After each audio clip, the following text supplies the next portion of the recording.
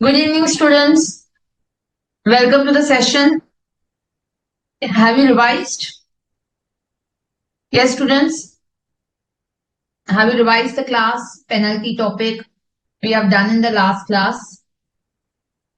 Yes or no? So today we are going to start with a new topic, students.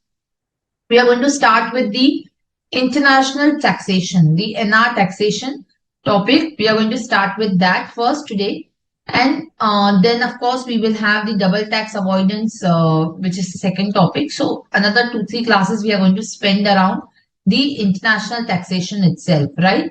So, you are going to study in depth about this particular topic, about the international tax and how is it different from the normal domestic taxation. So, all that we are going to study. So, I hope that you have no questions surrounding the earlier topic what we have done under penalties. In case you do not have any question, we can just get started with the international tax. Yes or no?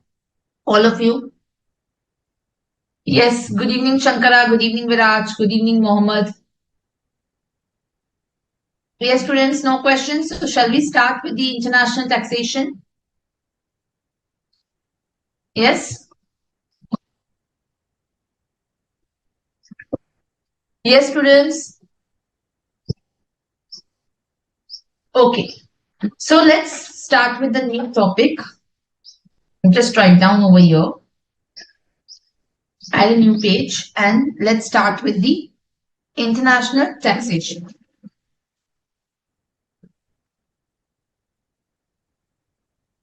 Write down the new topic name, the international tax.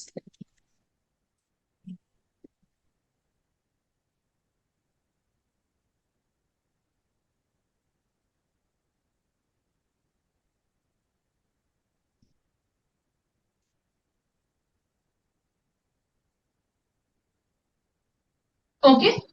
So let's try and understand what is international tax and how is it different. But before that, before we get into that, first we are going to talk about the basics of the income tax again.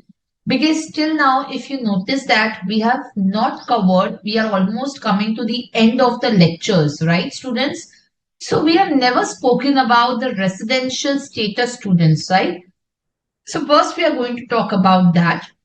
Then we are going to talk about the source concept which is existing under section 9.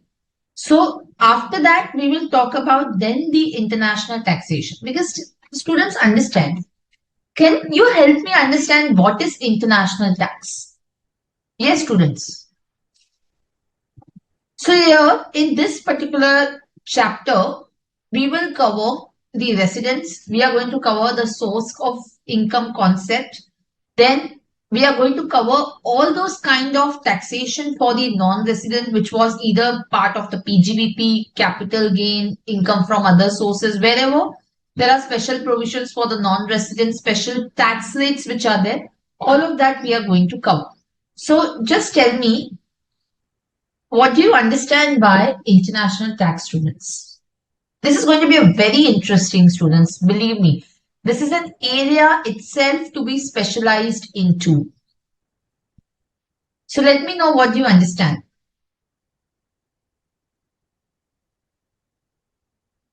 Yes.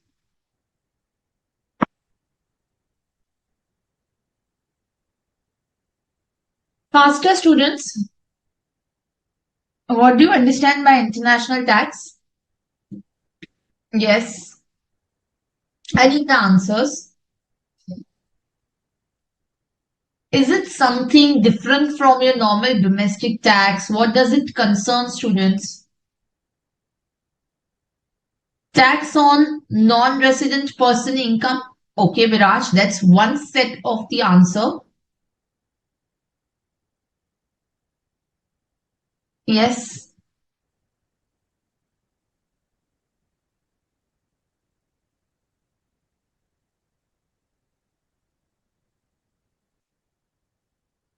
Yes, students, please give me the answers.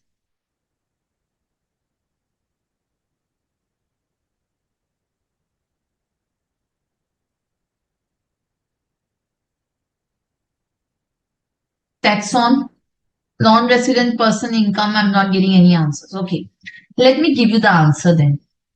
See students, international tax is a tax on the non-resident person's income which he is earning in India and also on the resident's global income.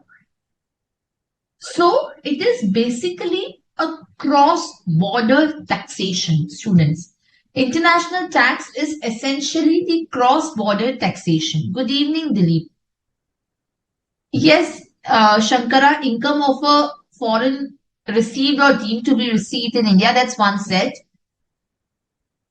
Mansha, yes, again, all of us are looking only at the non-resident taxation. So it is not only the non-resident taxation, students. If I have to draw a diagram, this is, let's say, the Income Tax Act. This is, let's say, the US tax code. So the interaction of these two laws and the DTAA between India, USA is something which entirely contributes to the international tax law. So this is something, the international tax.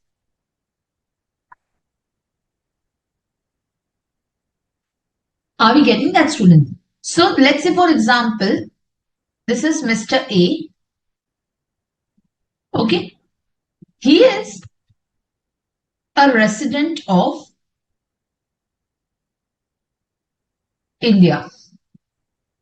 So Mr. A is a resident of India. Now, let's say, for example, Mr. A is earning the income from USA. Quite possible, students. Mr. A could be earning the income from USA. Let's say, for example, he is having some sort of business in USA. He is having some sort of business in USA. So therefore, he may be earning certain income from USA. Now, USA will say that we want to tax the income of Mr. A. Why? Because he is earning the income from USA. Isn't it? He is earning the income from USA. So there is a source of income, let's say,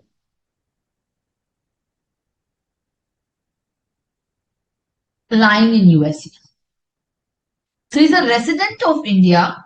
There's a source of income in India. Let's say he is doing trading in USA. So therefore, there is a source of income which is lying in USA, right? And in that particular situation, student, USA will also tax that income. And as a resident of India, even India will tax this particular income on the basis of residency. So India is going to tax on the rule of residency, whereas US is going to tax on the basis of having the source of income in US. That is one example. The another example is, again, Mr. B is there, who is a resident of, let's say, USA. So Mr. B is there, who is resident of USA, and he is having some business income from India. He is having some business income from India. And in that particular situation, India will tax that person because there is a source of income lying in India. And US will also tax that person because he is a resident of USA. So therefore, again, there is the double taxation which is going to happen. So India is going to tax it on the basis of your source. This is going to tax on the basis of residence. Are we getting that? So the international tax is the cross-border taxation because there is involvement of laws of two different countries and the DTAA which is existing in between students. Are we getting this point carefully? So now you are clear that there is the international tax which deals with the interaction of the laws of two countries. So as a part of our syllabus, we are obviously not going to study the law of the other country. We are also not getting into the understanding of the DTAA in detail. We are going to talk about a little bit about DTAA, but your syllabus does not cover the DTAA. So our limited scope for international taxation understanding over here is the principles concerning the taxation of non-residents, because you have already studied whatever laws are applicable for a resident. So now we are studying any special provisions which are existing for a non-resident. And if there is double taxation happening for a resident of our country, then how do we resolve that double taxation? So that will be the next segment of our class. So today we are going to first talk about how to determine the residential status. So just write down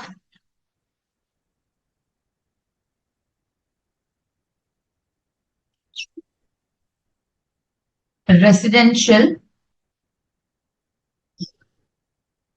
status. Section 6 of the Income Tax Act. Are we clear? Now, how is the residential status determined, students? So first we are going to cover about the individuals. The first segment that we are going to cover is about the individuals. So residential status. First we will be talking about the individuals.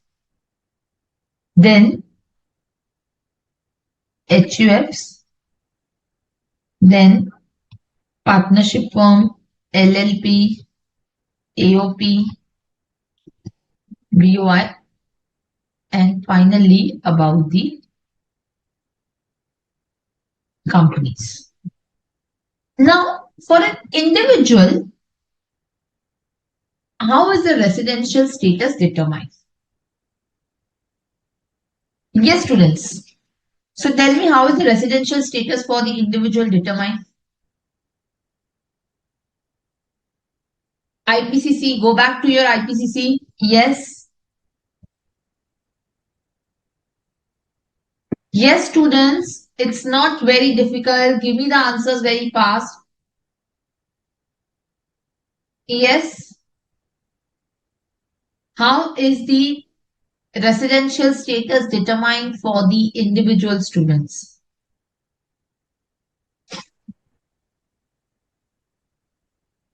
Yes, Shankara. Based on the number of days of stay.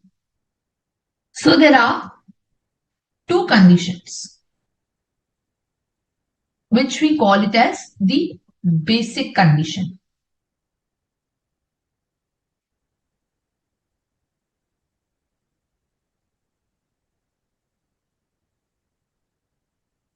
The condition A is stay in India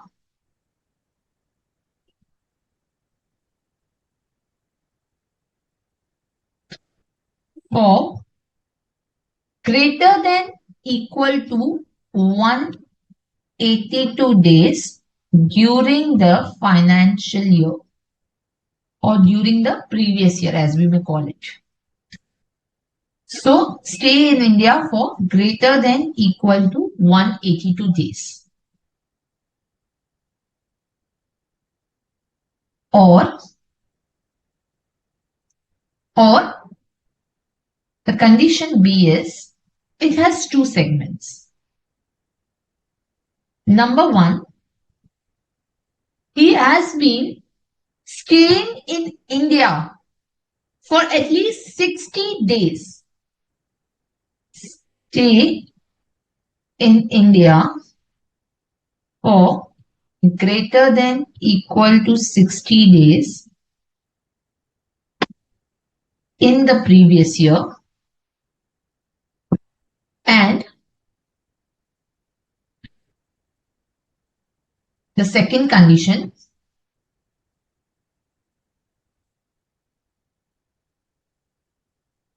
total stay of 365 days greater than equal to 365 days in the last 4 preceding previous year.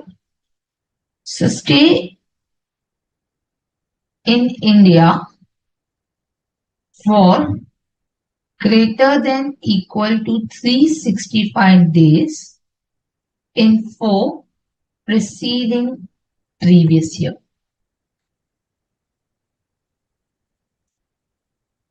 So any of these conditions, if you satisfy, then you become a resident of India. Yes, Mancha, you are right. So any of the conditions, if you satisfy, you become a resident of India. And in case you do not satisfy both the conditions, then you become a non-resident. So any of these conditions, if you satisfy either A or B, you become a resident of India. Are we getting this particular point? So that is something you need to take into account. That whether we satisfy any of these conditions here in India or not. If there is none of the conditions satisfied, then you become a non-resident. That's one thing. Now there are certain exceptions over here, students. So here you need to consider the stay in each of the previous year. You need to consider the stay in each of the previous year. You need to calculate the stay. It's not that once you become resident, then you will always be a resident, or once you are a non-resident, you will always be a non-resident. Secondly, for the 60 days limit which is there are certain exceptions over here. So what are the exceptions? In case of Indian citizen or a person of Indian origin, PIO. Indian citizen or person of Indian origin. Person of Indian origin is defined to be if either of his parents or grandparents were born in undivided India. So if either of his parents or grandparents were born in undivided India, so up to 2 generations, if any of his parents or grandparents were Indians in undivided India, that person will be a PIO. That person shall be a PIO. So an Indian citizen or a PIO who has gone outside India for the purposes of his employment. So Indian citizen, sorry, not PIO. PIO will not come over here. Sorry, my mistake. Indian citizen who leaves India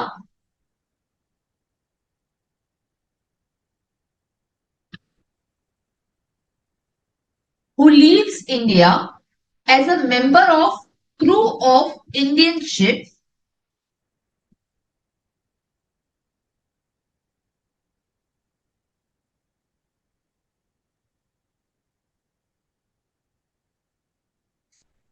Indian citizen who leaves India as a member of crew of Indian ship. Secondly, Indian citizen who leaves India for the employment outside India. For employment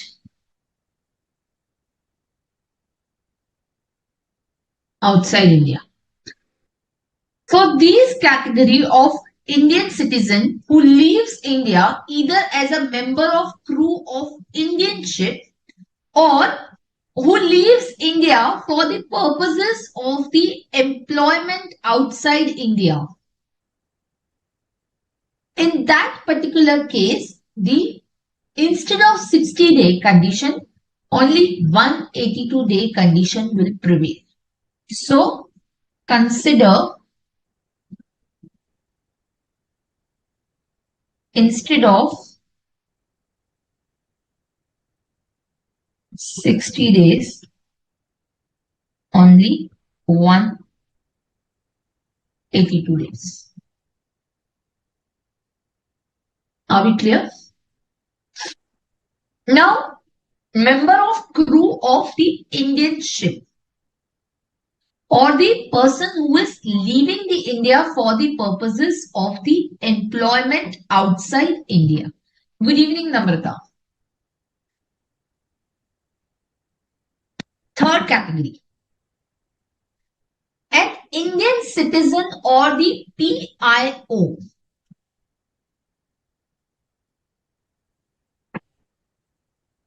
So, a person who is going outside India, he has to be only an Indian citizen.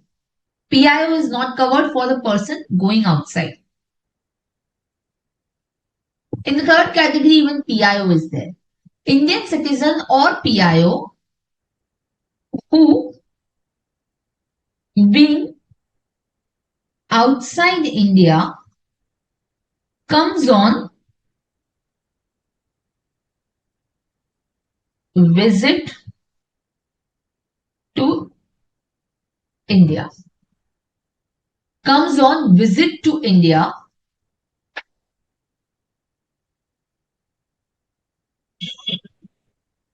having total income. Having total income which is from the other than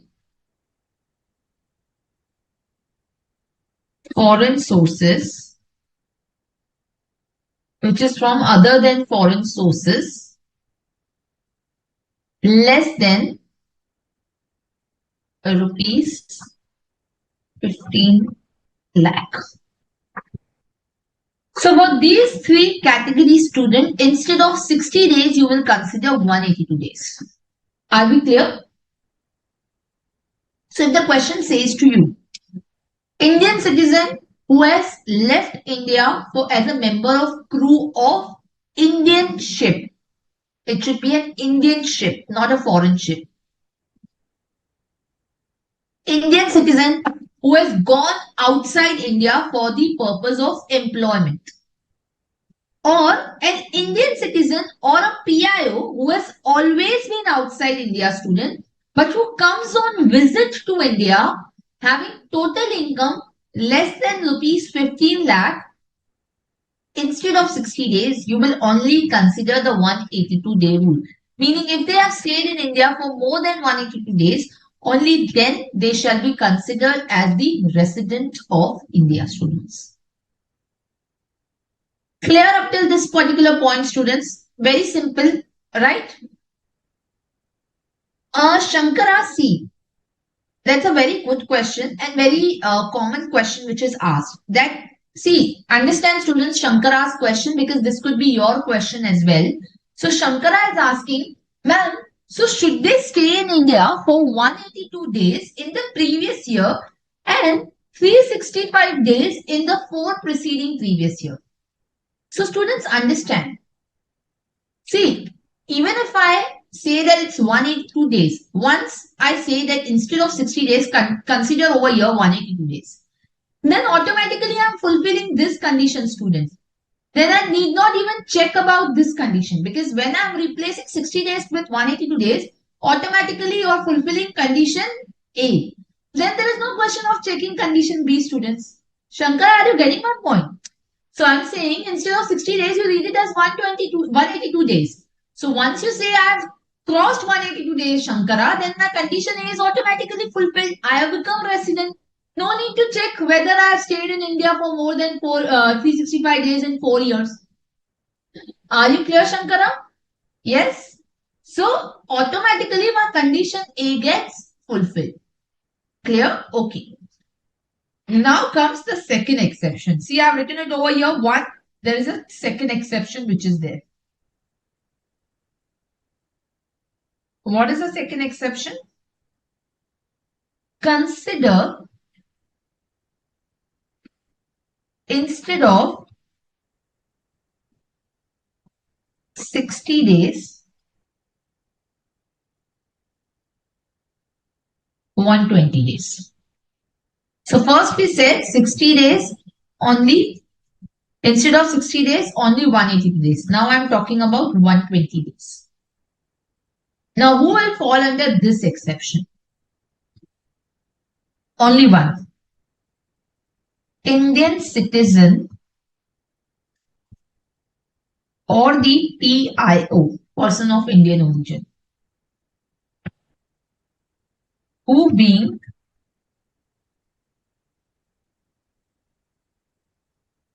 outside India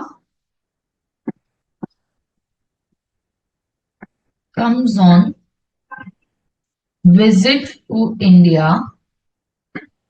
So ma'am, you are saying the same thing. You have written it over here also. It's the same thing.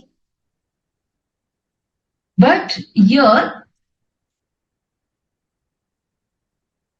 having total income from other than foreign sources greater than rupees 15 lakh. Sorry, not greater than, equal to, because this is less than, greater than rupees 15 lakh. So Shankara, now if you see, if I replace these 60 days with 120 days, Shankara, then of course, since this condition is not yet satisfied, so then you will have to check even whether I have stayed in India for more than 365 days in 4 preceding previous year. So this is not a standalone condition.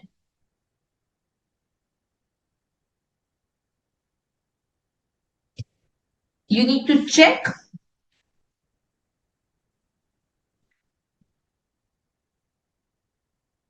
the B condition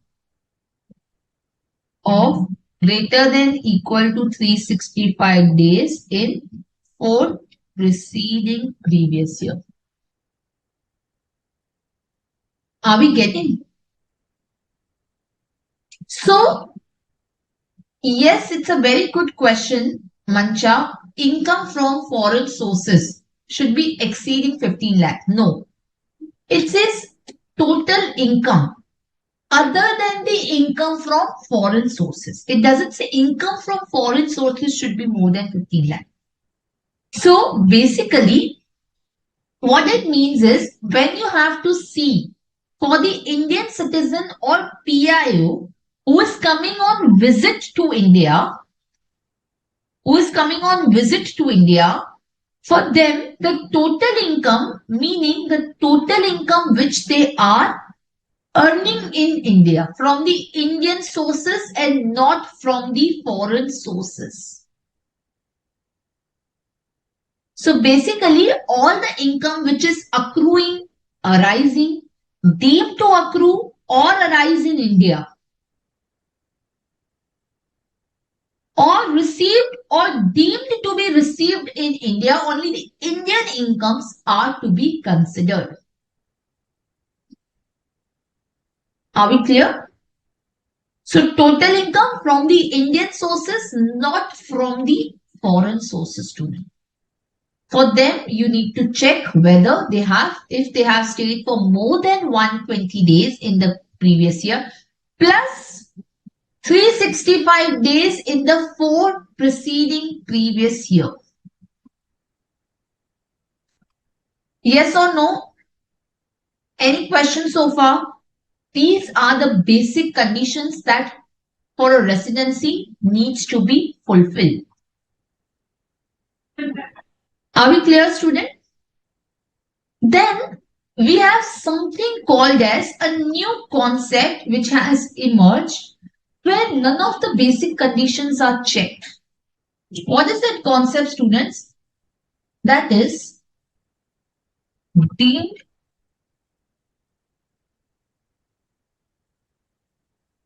residency. This is the concept of deemed residency. Now, who is a deemed resident? And what is the purpose of this particular provision? Let's try and understand. So see students, today in the digital age, if you look at it, it's very easy for us to move even the residency. Gone are those days when we used to be saying that, okay, I'm a citizen of this country and necessarily I would also hold the residency of this country. You would not believe, students, there are countries which are giving the residency, which are enabling you to become a resident of that country by making the investment in that country, by paying certain amount to that country, which are called as golden visa program, golden residency or residency by investment program. Many tax haven jurisdictions are doing that, students. Many tax haven jurisdictions. So there are many countries like Cyprus, maybe smaller jurisdictions, UAE. These were running the program that you become a resident, you make the investment, we'll give you the residency permit. So now what will happen? If you become the resident of this tax haven country, even though you are majorly earning the income from Indian sources, but there were citizens, there were high net worth individuals who were not paying any taxes in any part of the world by shifting their residency, students. Are we clear? So therefore, what used to happen was that these individuals, these high net worth individuals used to avoid the taxes by not paying any taxes in any part of the world. And because of that, this deep residency provision has been introduced. So basically, this is something that one needs to take into consideration. What is the reason for introducing this deemed residency provision? So, what does this provision say? What does this provision say? Let's discuss about that and understand in detail. This provision tells you that in case you're not liable to tax in any jurisdiction, you're not liable to tax in any other jurisdiction, and if you are an Indian citizen, be careful, students, over here.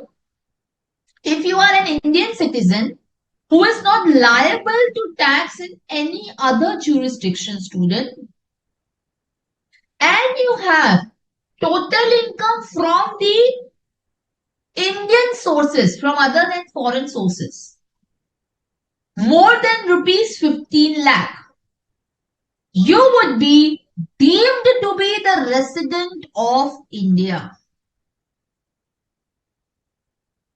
Are you getting that?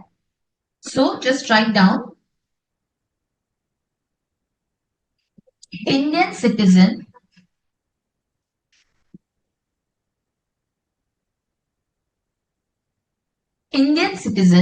they are not covering PIO over here. PIO is only covered in the outgoing citizen. It's not covered elsewhere. Okay. So Indian citizen having total income total income from other than foreign sources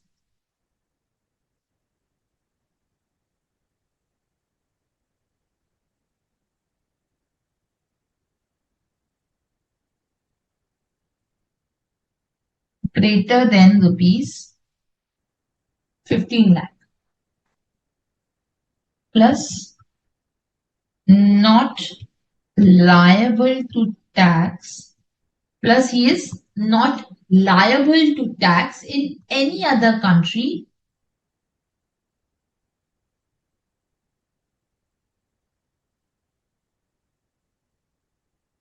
by reason of his domicile or residence or any other criteria of similar nature. So Indian citizen having total income from other than foreign sources, meaning from Indian sources greater than rupees 15 lakh and was not liable to tax in any other country, despite even because by his reason of domicile, residence or any other criteria of similar nature. So even though he is a resident or he is domiciled in that other country, still he is not liable to tax. See, I may not be liable to tax because, let's say, for example, I may have only the sources of income from that country, isn't it? If I have only sources of income from that country and I'm not liable to tax, there is no problem. The problem will only arise when I am a resident of the other country and despite that, I am not liable to tax. Are we getting that? So then in that particular case, such a person will be deemed resident or will be considered as deemed resident of the India. Yes, students, is this clear? Shankar in the category of income more than rupees 50 lakh, if he stays in India for 182 days, then also we need to check 365 days. No, Shankara. See, Shankara, you have to fulfill either condition A or condition B, Shankara. If you are fulfilling condition A, Shankara, then you don't need to check the condition B, which is having the two conditions. One is 120 day in the current previous year and 365 days in the past 4 preceding year. That is condition B. So you will not check 4 preceding years 365 day condition when your condition of 182 day in A is fulfilled. So if you are fulfilling A, Shankara, then you need not go to B altogether. Are we clear, Shankara? Yes, students. Any question with respect to the deemed residency? Is this very clear? Yes, students, faster. This is very important and very informative lecture, students. See, this is going to be this may form a base for your entire career as well. So if you keep your concepts clear, student, this could be a very lucrative career as well. So just be clearer with your concepts. This is absolutely conceptual. See, I understand that penalties, assessment procedure requires you to remember the time limits. But this is very interesting, very conceptual. Even that is very interesting. But that requires some amount of remembering the deadlines when you are writing your exam. But here it's very, very, very conceptual. Yes or no, students? All of you together with me? Yes? Okay. Now, this is the basic condition that I have kept over you. Are we clear? So now what is the meaning of liable to tax? Liable to tax they have defined under 229A to mean liable to tax in relation to a person and with reference to a country means that there is an income tax liability on such person and that person has been exempted from such liability under the law of that country.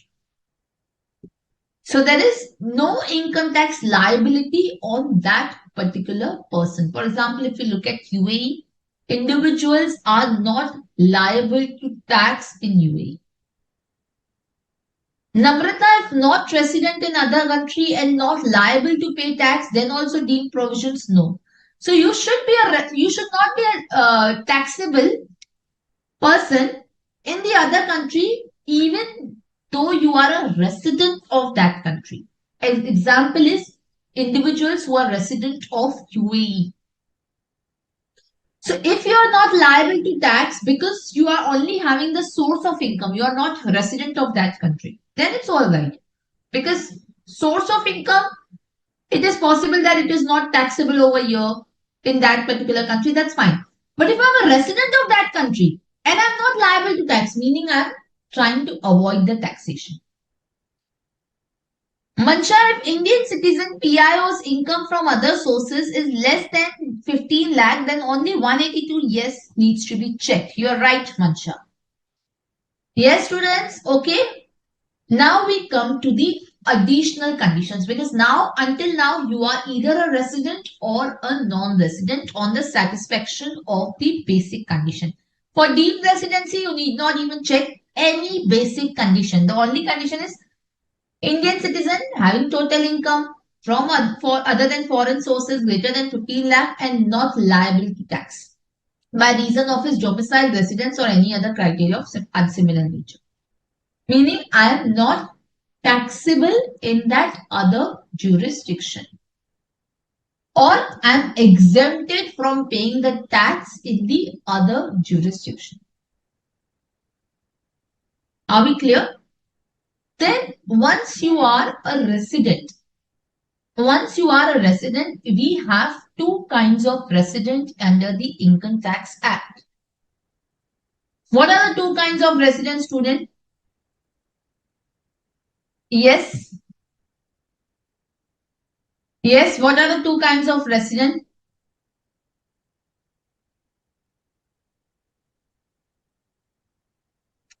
Indian citizenship is determined on the basis of Citizenship Act, Namrata.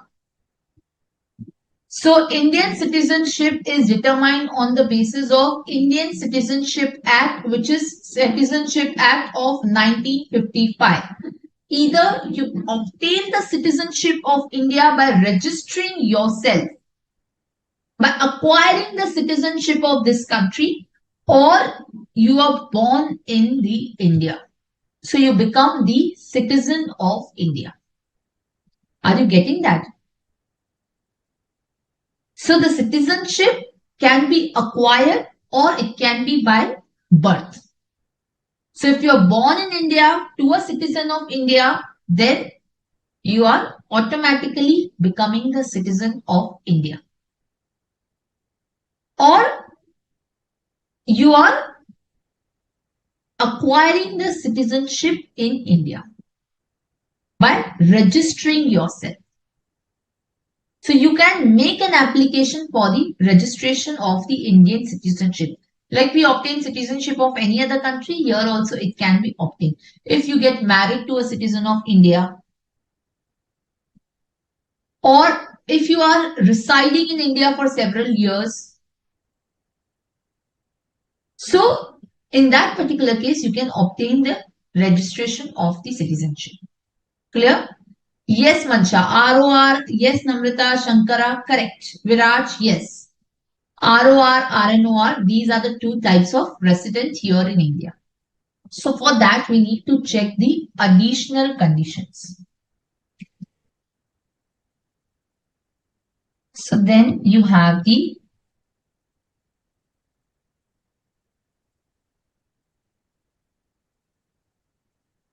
additional conditions. So firstly, students, What are the two additional conditions?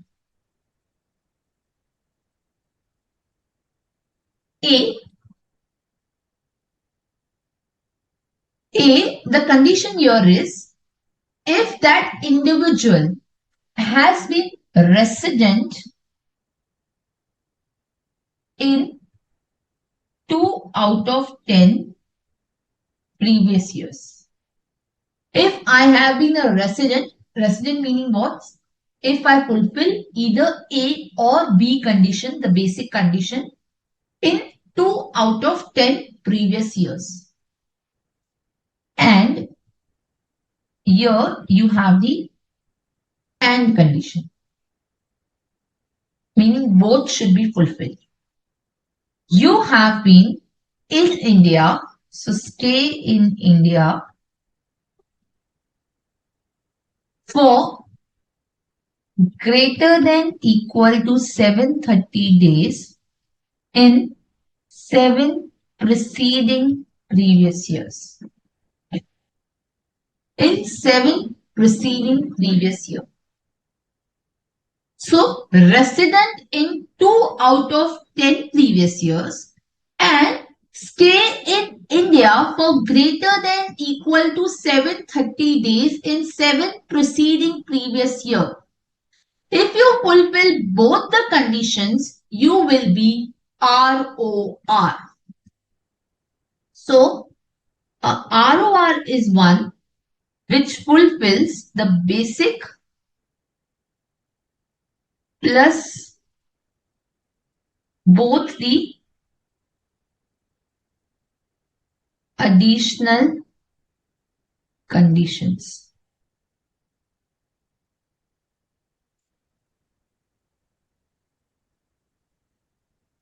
Then RNOR is one which fulfills any one of the basic condition and either or none of additional conditions. So if I fulfill any one or none of the additional conditions, I will be RNOR. And if I fulfill none of the basic conditions, then I am obviously the NR. Now again there is an exception over here. A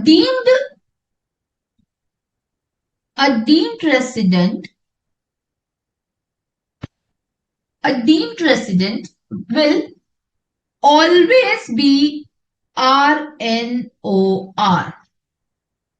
So here the exception number 1 is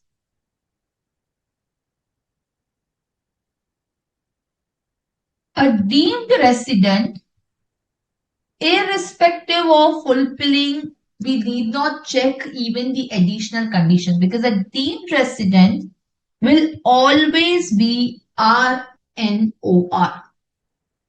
Secondly, an Indian citizen or the PIO being outside India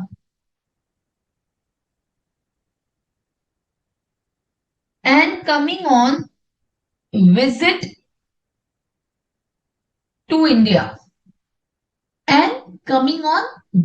to India whose total income from the Indian sources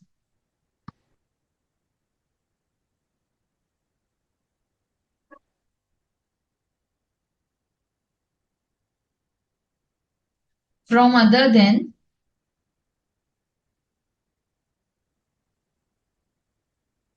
foreign sources is greater than rupees 15 lakh,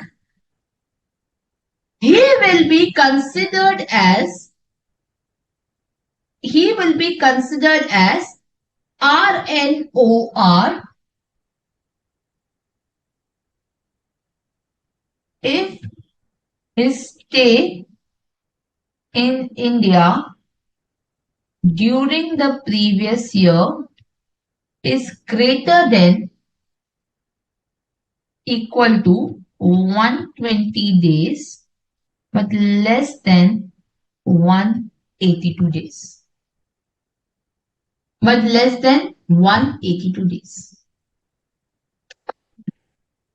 Are we clear, students? Yes or no? If a foreigner is born in India, then he becomes Indian. Yes, if you are born in India, you get the Indian citizenship, Namrita. Yes, income is taxed on the residency. Can we get citizenship of more than one country? No. Macha, once you get the citizenship of another country, the Citizenship Act does not permit the dual citizenship. So automatically you will become the citizen of another country. You will no more remain the citizen of India. Clear? So either you can be a citizen of India, either you can be a citizen of India, or you can be a citizen of another country. Clear? Yes or no? Any other question? Any other doubt? Yes. Uh, there are Indian citizens working abroad, especially in UAE, so they don't pay tax there and they become a non-resident in India for a particular year. And they are not liable to tax in India, so they don't pay tax in both the country. Very good, Shankara. Yes, there are many individuals who are Indian citizens who are working in Dubai, Saudi, all of these countries. And when this provision was introduced in 2020, Shankara, there was a lot of hue and cry which was created by such community. They got very scared when this particular provision was introduced. And immediately the press release was published by, or there was a press release made by the CBDT stating that the intention is not to tax such citizens who are genuinely working over there and they do not have the Indian income more than rupees 15 lakh. Only in cases where the tax avoidance is the motive, there they would try to cover these kind of individuals as deemed residents. From other than foreign sources or from Indian sources, is there any difference? Yes, Mansha, a very good and very important question. Yes, there is a difference, which is what we are going to talk about in some time. So I will give you the reason why I'm not writing that income from Indian sources and I'm consistently writing income from other than the foreign sources. You will understand the difference. Repeat the point two of exception. Sure, Namrata. So the point two is that if I am the Indian citizen or PIO who has come on visit to India and having the total income from other than foreign sources more than rupees 15 lakh, I will be considered as RNOR, meaning I will not be checking the additional condition. My only condition will be that I have stayed in India for more than 120 days and less than 182 days. Then I will be considered as the RNOR. Okay? Yes, any other question? Yes. Any other doubt? Any other question? Okay. Yes or no, students? Any doubt? Any question? Okay. So let's proceed further. Now, one more point that we have to understand over here, which is, see, sometimes what happens, students, there are the crew members, there are the Indian citizens who go as the crew members of the ships. So one example that I gave you is that if you go outside India as a member of crew of the Indian ship, then 182-day condition only will be considered, 60-day condition will not be considered.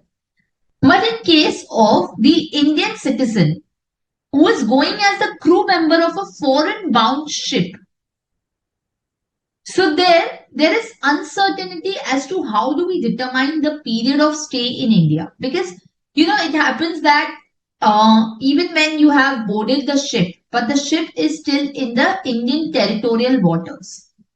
So how do we decide the number of days of stay? So the explanation has been introduced in the case of Indian citizen who is going as a member of the foreign bound ship, not the Indian ship, but the foreign bound ship. So in those cases, the period of stay will be determined on the basis that we will exclude the period from the date which is entered into the continuous discharge certificate in respect of joining the ship. What is a continuous discharge certificate? So there is a certificate which is prepared. It's a document which is prepared which says that this is the period you are entering into the ship.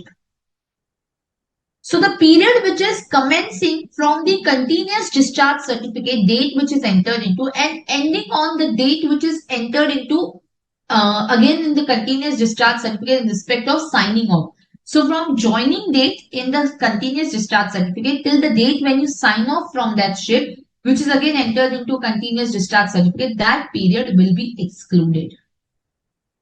Are we clear? Okay, so just write down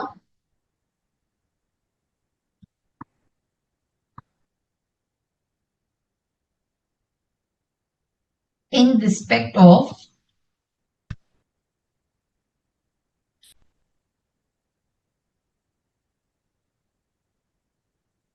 Indian citizen who is member of crew of foreign bound ship, not the Indian ship but foreign bound ship, period entered in the continuous discharge certificate, period entered in respect of joining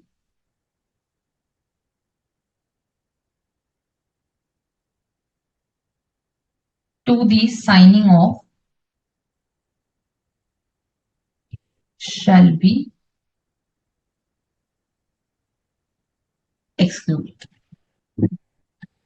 Okay, students. Any questions, any doubt? Fine. So shall we solve one question from your module itself? Okay. Very simple question.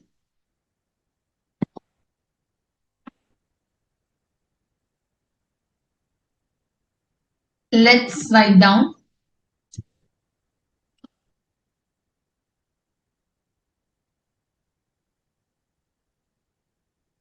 Chris Gale, a West Indies cricket player, visits India for 102 days in every financial year.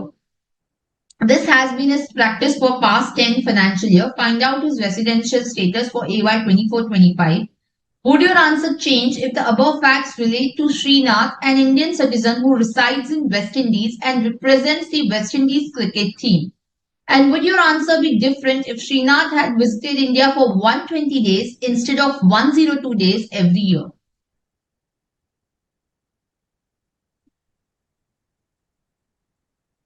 Shankar, I didn't get your question. Even if they satisfy both the additional conditions, whom you are talking about, Shankara? Yes, more than 182 days means the basic condition Namrata is fulfilled, meaning you are a resident. Then you need to check additional condition whether you are RR1 or ROR. Ma'am, exception number 2, if number of days more than 182 days, then it will be ROR. Yes, Mansha, you are right.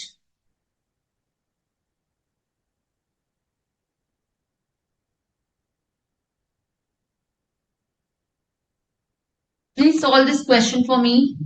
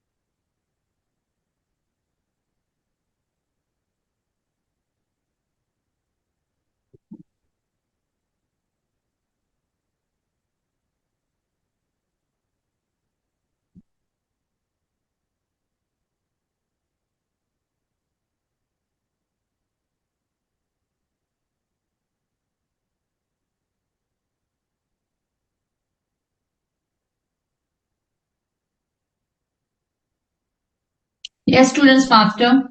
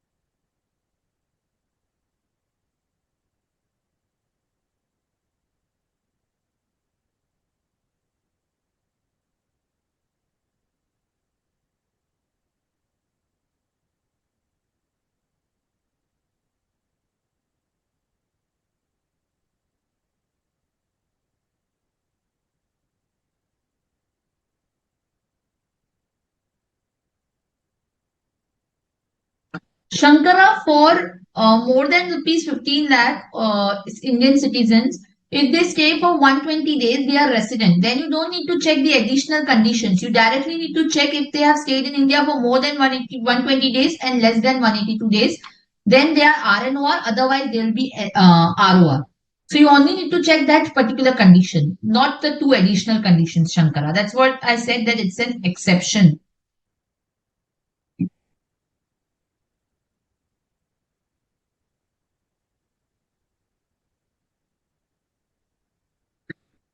Yes, students, please give me the answer.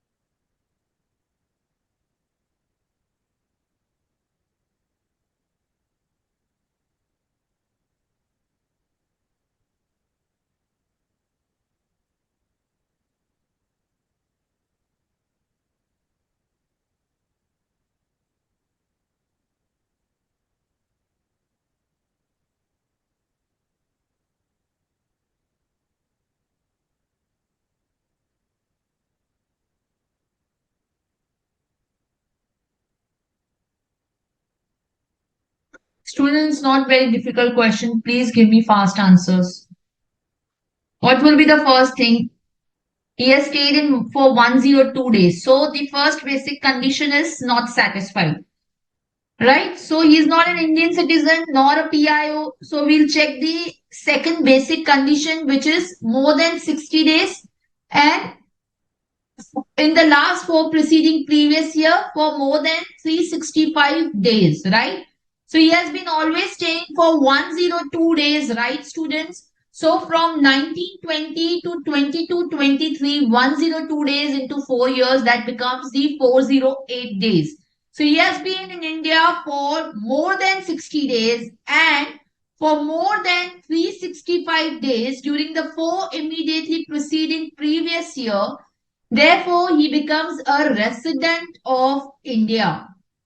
Now, we'll check the two additional conditions, student. We'll check the two additional conditions, which is he has been resident in India for 2 out of 10 previous year. For 2 out of 10 previous year. Whether he has been resident in India for 2 out of 10 previous year. So if you look at it, they are saying that for the past 10 financial years, he has been in India for every year 102 days. Right? For 102 days. And in this particular case, he has been in India for the last 10 previous year if you look at it. Whether he is a resident or non-resident, for the last 10 years, whether he has been a resident or non-resident, Shankara, more than 15 lakh category can also be ROR if they cross more than 182 days.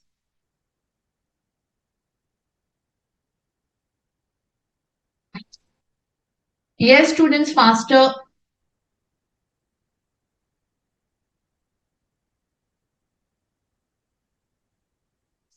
Tell me whether it's ROR or RNOR.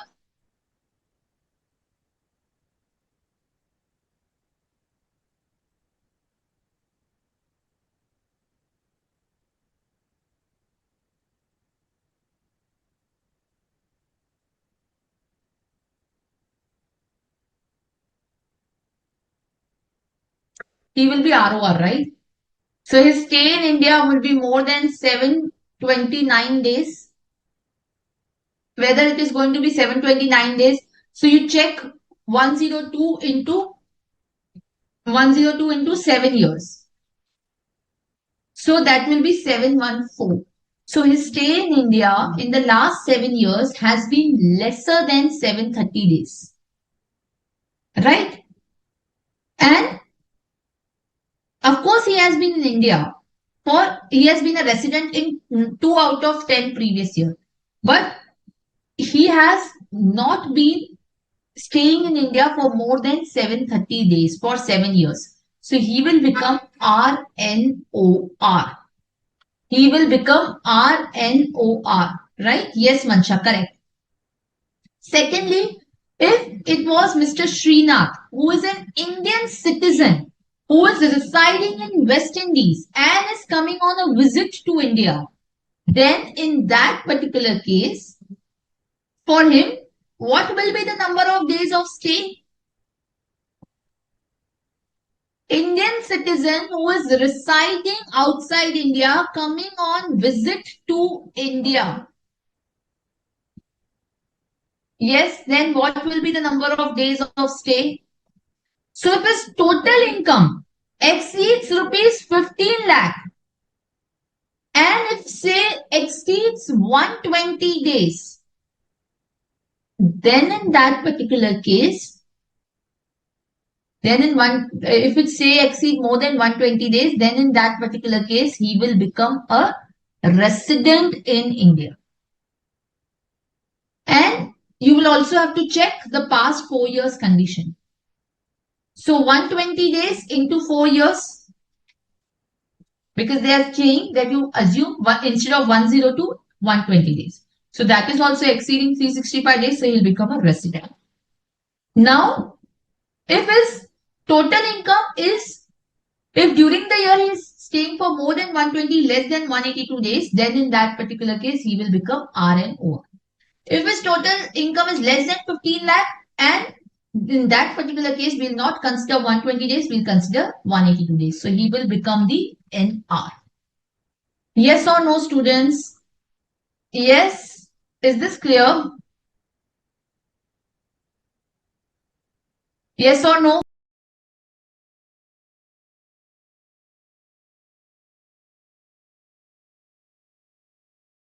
Is it clear? Yes. Is the residential status clear? Shankara, have you understood that for more than 15 lakh category, they will be ROR only when they do not fulfill this condition, which is Shankara, that if he is an Indian citizen who is having more than 15 lakh income coming on visit to India, he will be RNOR if his stay is between 120 to 182 days. If his stay exceed 182 days, then he will be ROR. Then he will become ROR. Clear, Shankara? Are all the students, are we clear about the residential status of individual? Shall we proceed further? Yes or no? Faster, students, I need the answers. If income is less than 15 lakh, then only one condition, 182 days. He will be NR. Yes, Mansha, very good. All of you, I need the answers because this is a very conceptual topic. I need your understanding and responses, students. So please, please be responsive. I'm here to teach you, but I need your responses. Namrata, I will summarize. Okay. So, Namrata, as I said, first you need to check the basic condition. Simple. Stay in India for greater than equal to 182 days, or stay in India for greater than equal to 60 days, and stay in India for greater than equal to 365 days in the 4 preceding previous year. So either you satisfy condition A or you satisfy condition B. In condition B, you have 2 points. Stay in India for greater than 60 days and stay in India for more than 365 days in the 4 preceding previous years. Either of the 2 conditions you satisfy, you become a resident. Otherwise, you become a non-resident. If you do not satisfy any basic condition, you are NR. There is an exception. Indian citizen going outside India for employment. A. Indian citizen going outside India as a member of crew of Indian ship. B. Indian citizen or a PIO coming on visit to India, who was always outside India, coming on visit to India, having the total income from other than foreign sources less than equal to rupees 15 lakh. Only first basic condition needs to be checked. 182 days. For these 3 cases, if you stay in India for more than 182 days, then you will be considered as the resident of India. So I'm making a summary over here. For these cases,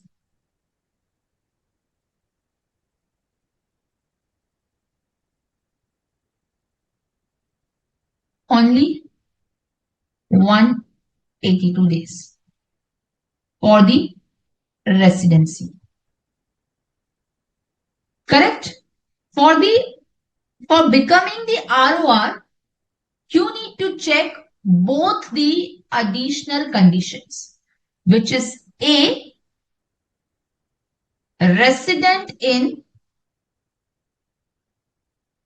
2 out of 10 previous years, and B, stay in India for greater than equal to 730 days in 7 preceding previous year. This is the first category. Second category.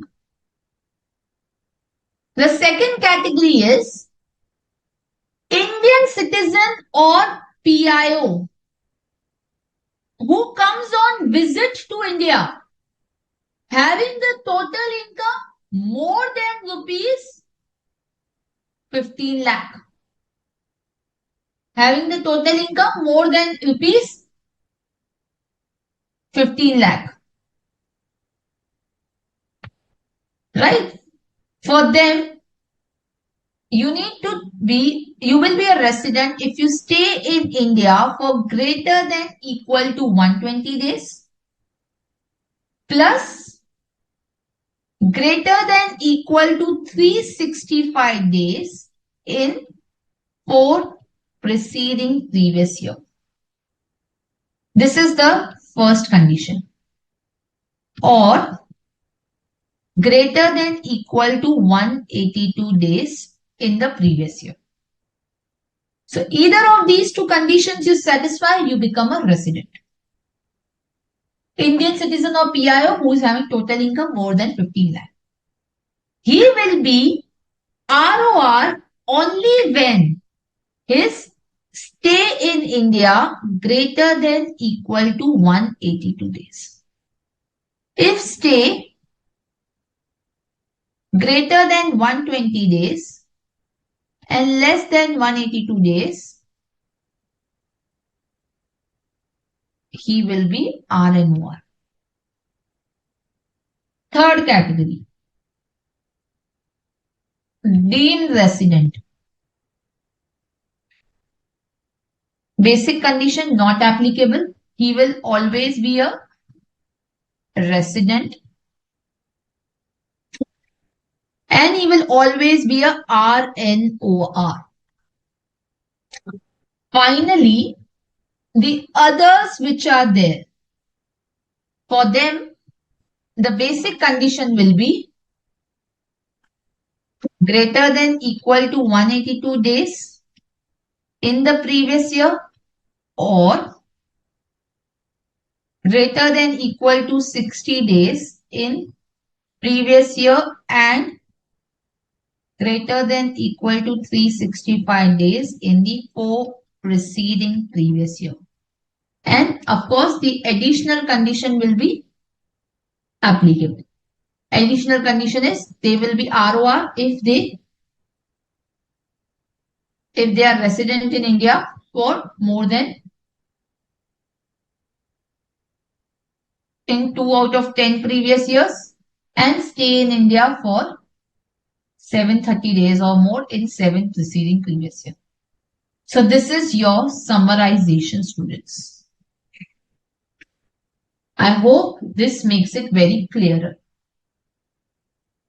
Yes or no?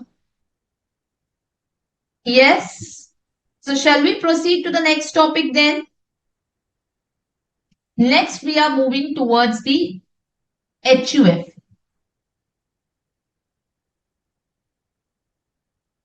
Let's talk about next is the HUF. Now, a HUF would be resident in India if the control and management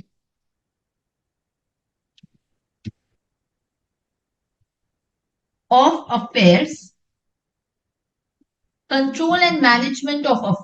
is situated wholly or partly in India. Wholly or partly in India. So then in that particular case, the HUF will be considered as a resident. Otherwise, it will be non-resident. Now you will ask, ma'am, what is control and management? Control and management means where is the head and brain line? Where exactly the business decisions are being taken up. Are we clear? Not the day-to-day functions, but where are the key business decisions? Where to invest, which products to do business in, where to close down the business, which areas to serve. So basically to run the business, where are those decisions being taken up? If the control and management is wholly or partly in India, even if the part management is in India, then also it will be a resident. Further, it will be again ROR or RNOR based on the residential status of the Karta. So, based on residential status of Karta,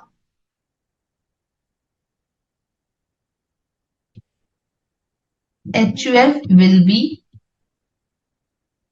ROR or RNOR. So again, it's going to be same thing. 2 additional conditions Karta will satisfy if he is resident in 2 out of 10 previous years. Plus, he has been a resident in India. He has been staying in India for greater than equal to 730 days in 7 preceding previous year. If yes, HUF will be ROR. If no, HUF will be RNOR. Are we clear? Yes or no? Any questions? Any doubt? Clear? Then in respect of the partnership firm, LLP, AOP, BOI, again they will be resident in India if the control and management of its affairs is wholly or partly in India. So for partnership firm, AOP, BOI, LLP, again it's the same thing. A partnership firm cannot be RNOR or ROR. it is only a resident. It is only a resident. So partnership firm, even if the part management or control is in India, it will be considered as a resident of India. So only when they have the management wholly outside India, then only they will be non-resident. Finally, a company will be a resident if it is Indian company or its place of effective management is in India. Its place of effective management is in India.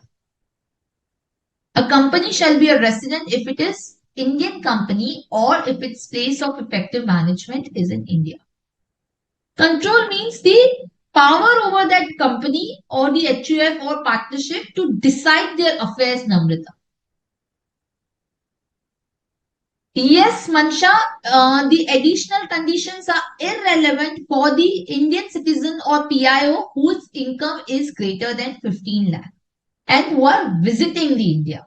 So basic purpose for their coming to India should be visit. Clear, Mansha? Not every Indian citizen or PIO whose income is greater than 15 lakh will be covered under the exclusion. Only those who are coming on visit to India, Mansha, for them the exclusion will apply. Yes, Shankara, second category people need not check additional conditions for ROR. Yes, students, is this clear? So now after the break, we are going to dwell in detail about the place of effective management concept.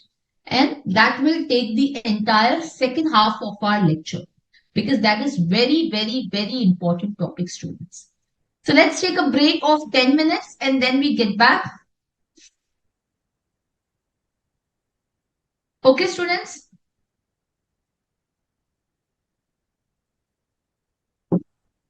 Yes, let's take a break.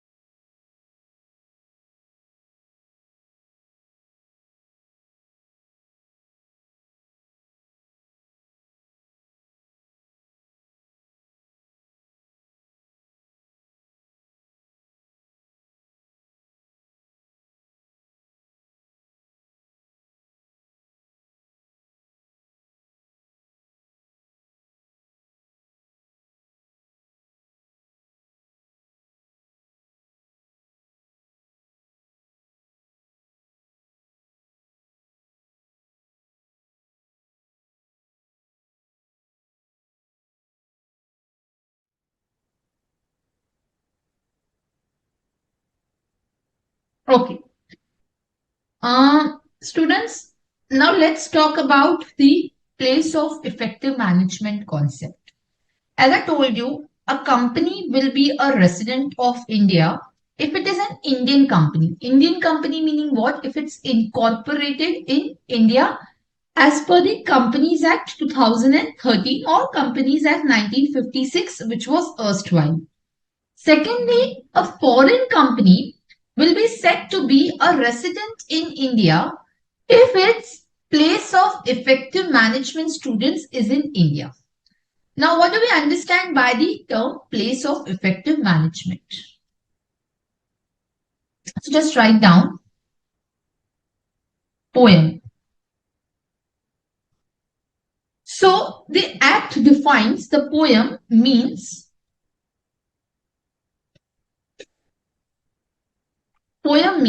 a place where key management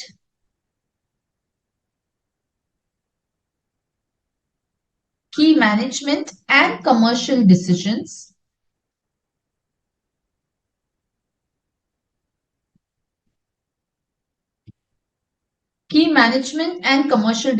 that are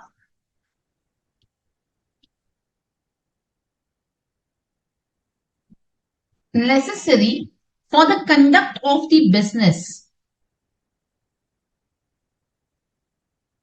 for the conduct of the business of an entity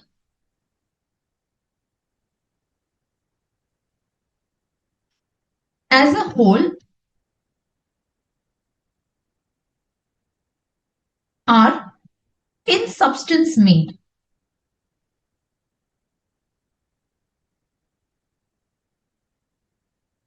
So basically, students, poem means place where key management and commercial decisions. This is the highlight. That are necessary for the conduct of the business of the entity as a whole are in substance made. So students understand this is a specific anti-avoidance regulation which is intended to target the foreign companies whose management decisions were taken up in India. Despite that, these companies were becoming non-resident in India. So what used to happen, this POEM concept came in the Income Tax Act in 2015, students. Prior to 2015, the company was considered to be a resident in India if it is an Indian company A, B, if its management and control are wholly situated in India. This was the provision prior to 2015.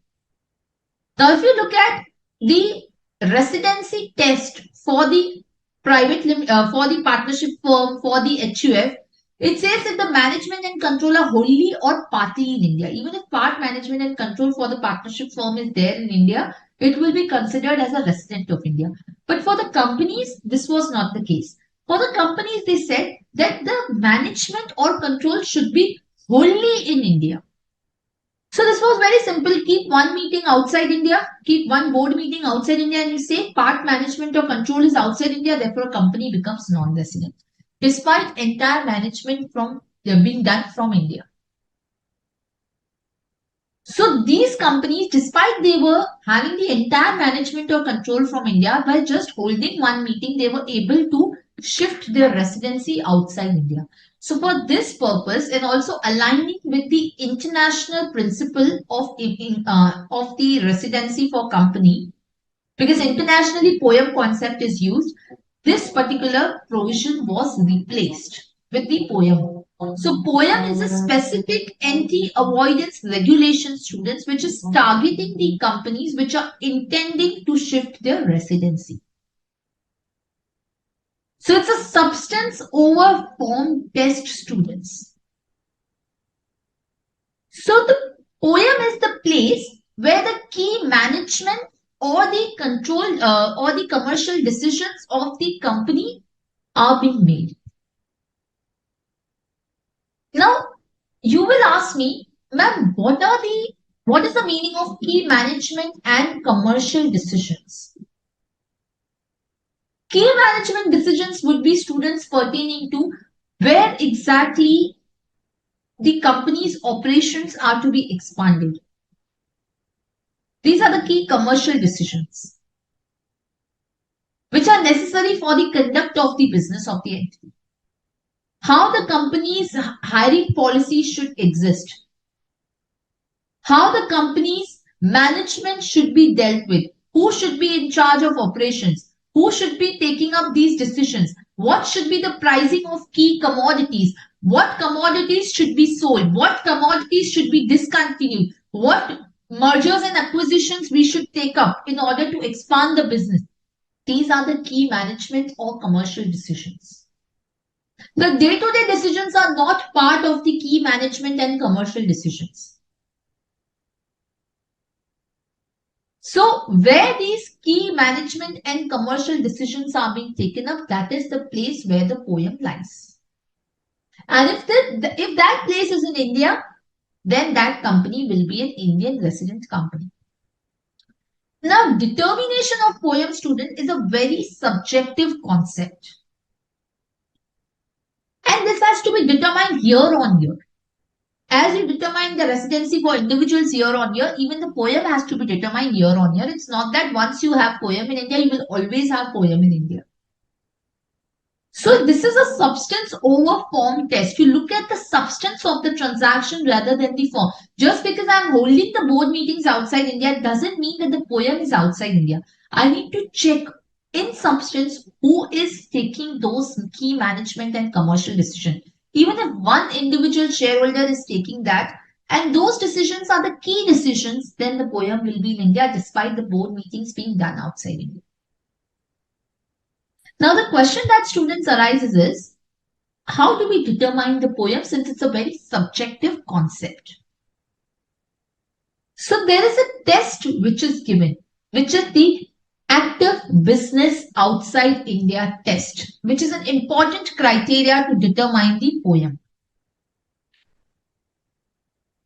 Active business outside India. ABOI test. Now, what does this test denote and how this test will work, students? That is what we are here to look at. So, ABOI test is something that we are looking at first. So, the first question you need to ask student is whether the company is engaged in active business outside India. If the answer to that is yes, then in that case, what will be the situation? And if the answer to that is no, what will be the situation? We will see to it. But what do we mean by ABOI test? If under the ABOI test, you have to check the four things. Passive income test. The first test is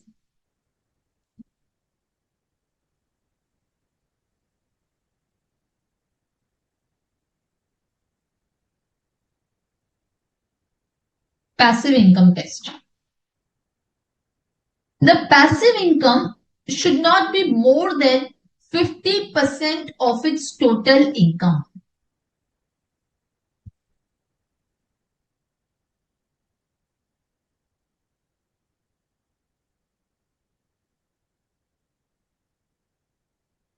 Now you will ask, ma'am, what is passive income? So student, passive income is defined to mean the aggregate of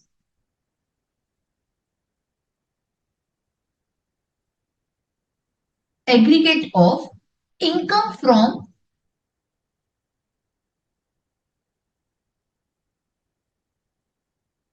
royalty, dividend, capital gain,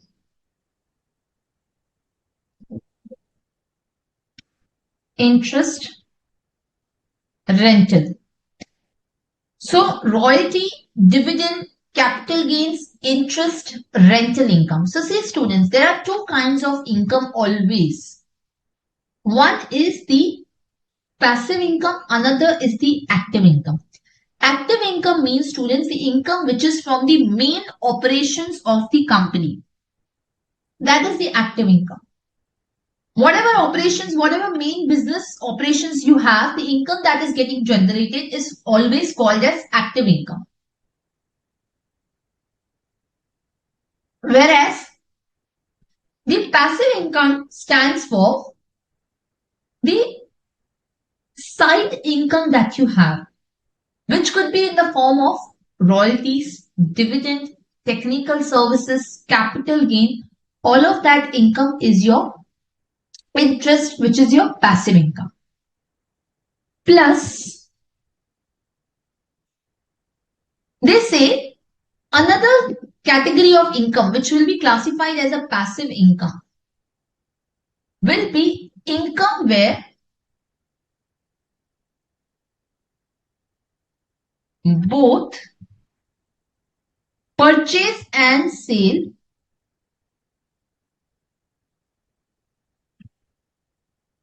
of goods is from or to the associated enterprise. So income which is from the transaction where both the purchase and the sale of goods is from or to its associated enterprise.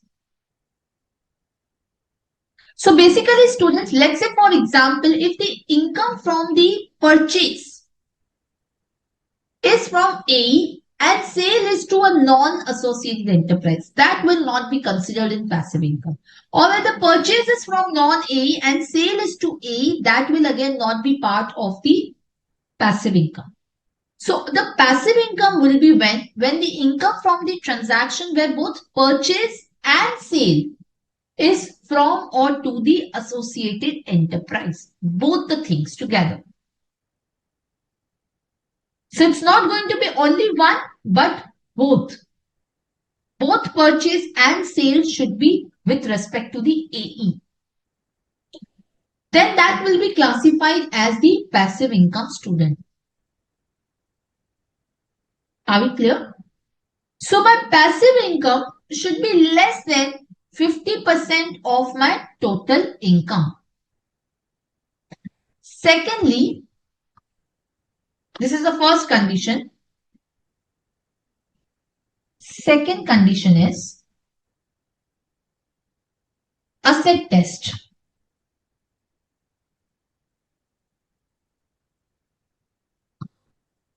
The assets in India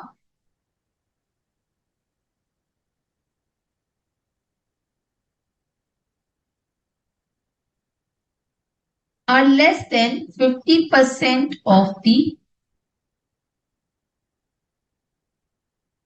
total assets. So less than total asset, 50% of the total assets are situated in India. Now you will ask, ma'am, what will be the value of the assets that we will consider?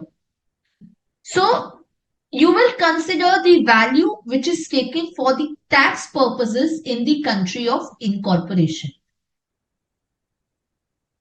Or if there is no tax return filed in that country, you will consider the value as per the books of accounts of the asset. So assets situated in India should be less than 50% of the total assets. Third is the employee test. Employees situated or resident in India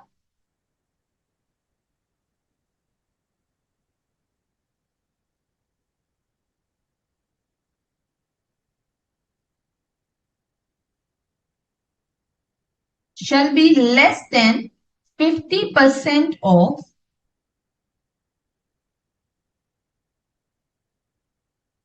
total employees.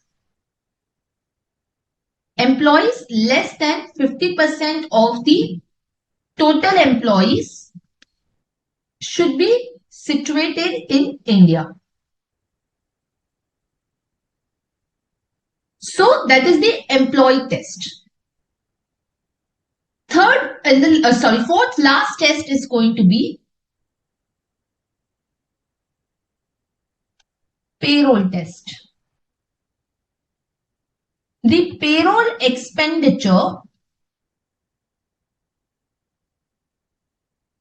on the employees situated or resident in India shall be less than 50% of the total payroll expenditure. Shall be less than 50% of the total payroll expenditure. So if all of these conditions are satisfied, understand student, it has to be all the conditions, not only one. If all these conditions are satisfied, then in that particular case, you shall be set to have the active business outside India. Are we clear? You shall be set to have the active business outside India. So all the conditions cumulatively are to be satisfied. Okay, so these are the cumulative tests.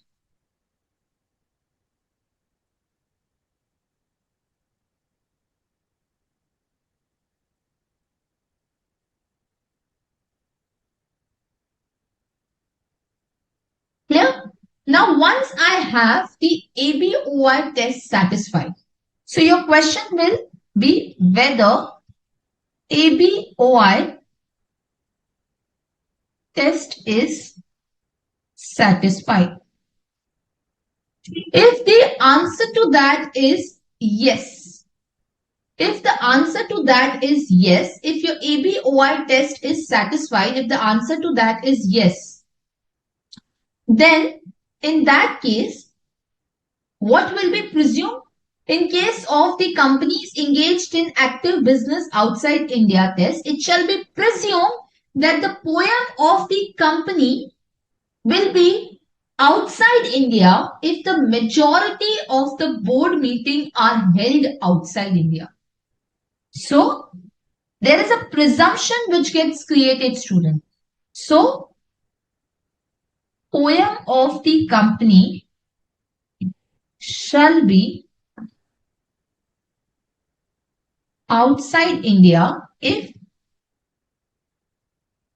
majority of the board meetings are conducted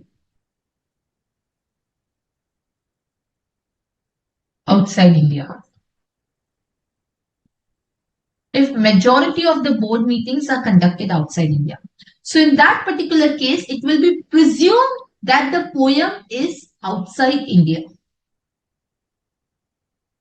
So basically, student, there is a presumption which gets created that the POEM shall be outside India if the majority of my board meetings, let's say I have 10 board meetings which are held up during the entire previous year. Out of that, 7 board meetings are outside India. And I have fulfilled the ABOI test, then it will be presumed that the POEM is outside India and not in India. So if you look at the ABOI test, it means that I am not in the active business being conducted in India. So it kind of gives the impression that I am not engaged in the tax avoidance strategies. It's just that I have only certain transactions, certain business being conducted in India, or very minimal business is being conducted in India. Majority of my business is outside India. So that's why it says active business outside India test. Then the government is giving you government is giving basically a presumption in your favor to say that if your majority of the board meetings are conducted outside India, we'll presume that your poem is outside India. However, if it is found that the board is not exercising its power of management, and so such powers are either exercised by an Indian resident shareholder or the holding company or any other person who is a resident in India, then in that particular case, the poem shall be considered to be in India. So that presumption will be negated. So basically, as I told you, poem is a substance over form test. We looked at the substance of the transaction rather than the form. So the government is first creating a presumption in your favor to say that if you are satisfying the ABOI test, if you are indeed engaged in active business outside India, then in that particular case, we'll presume that if majority of your board meetings are outside India, the poem shall be outside India. But in case you have created a board, but that board is just a sham, it is not doing anything, it's just taking the day-to-day decisions. But the powers of the management are either with the holding company or any other person who is a resident in India, Indian holding company or any other person who is a resident of India, then the poem shall be not be considered outside India. Then the poem shall be considered to be in India. Because if you are engaging in any kind of tax avoidance, then in that particular case, we will not give you the presumption in your favor. Yes, Namrata, AE will be as per the transfer pricing provisions. Are we clear? So just write it down over here. Exception.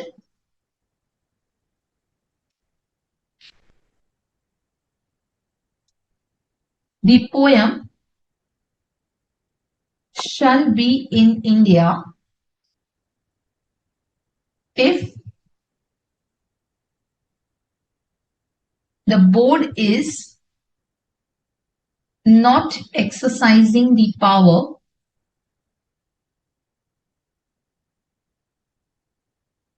if the board is not exercising its power of management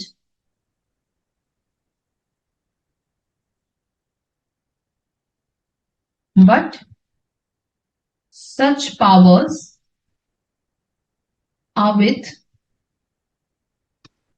Indian holding company or person resident in India. Fine.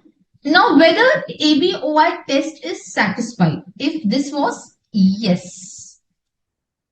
If the answer to this is no, then what would be the situation? Then what would be the situation? So here you need to ask the two questions. The first question is, who is making key management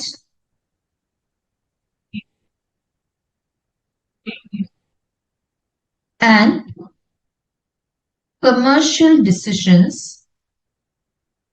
Who is making the key management and commercial decisions for the conduct of the company? And the second question is, where these decisions are being made.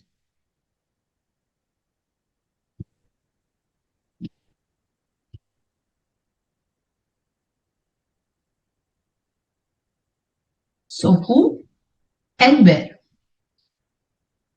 So when I said that the ABOI test is satisfied, there is a presumption which is getting created that the poem shall be outside India unless the board is not exercising the power and the powers are being exercised by the Indian holding company or a person resident in India.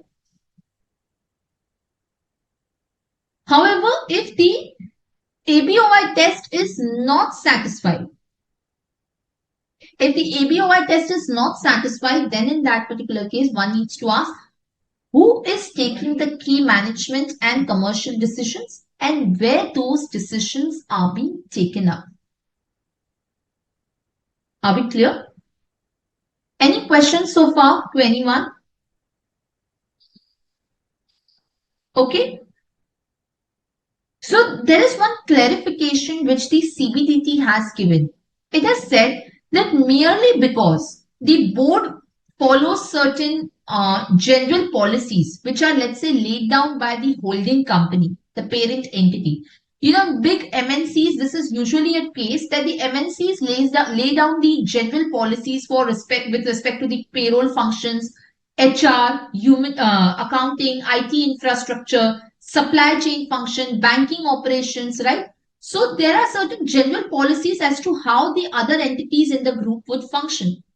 Now that doesn't mean that if the board is following these policies, which are laid down and set out by the parent entity, that should not mean that the board is standing aside and just following the decision of the parent company, because these are the general decisions and not the key management decisions, students.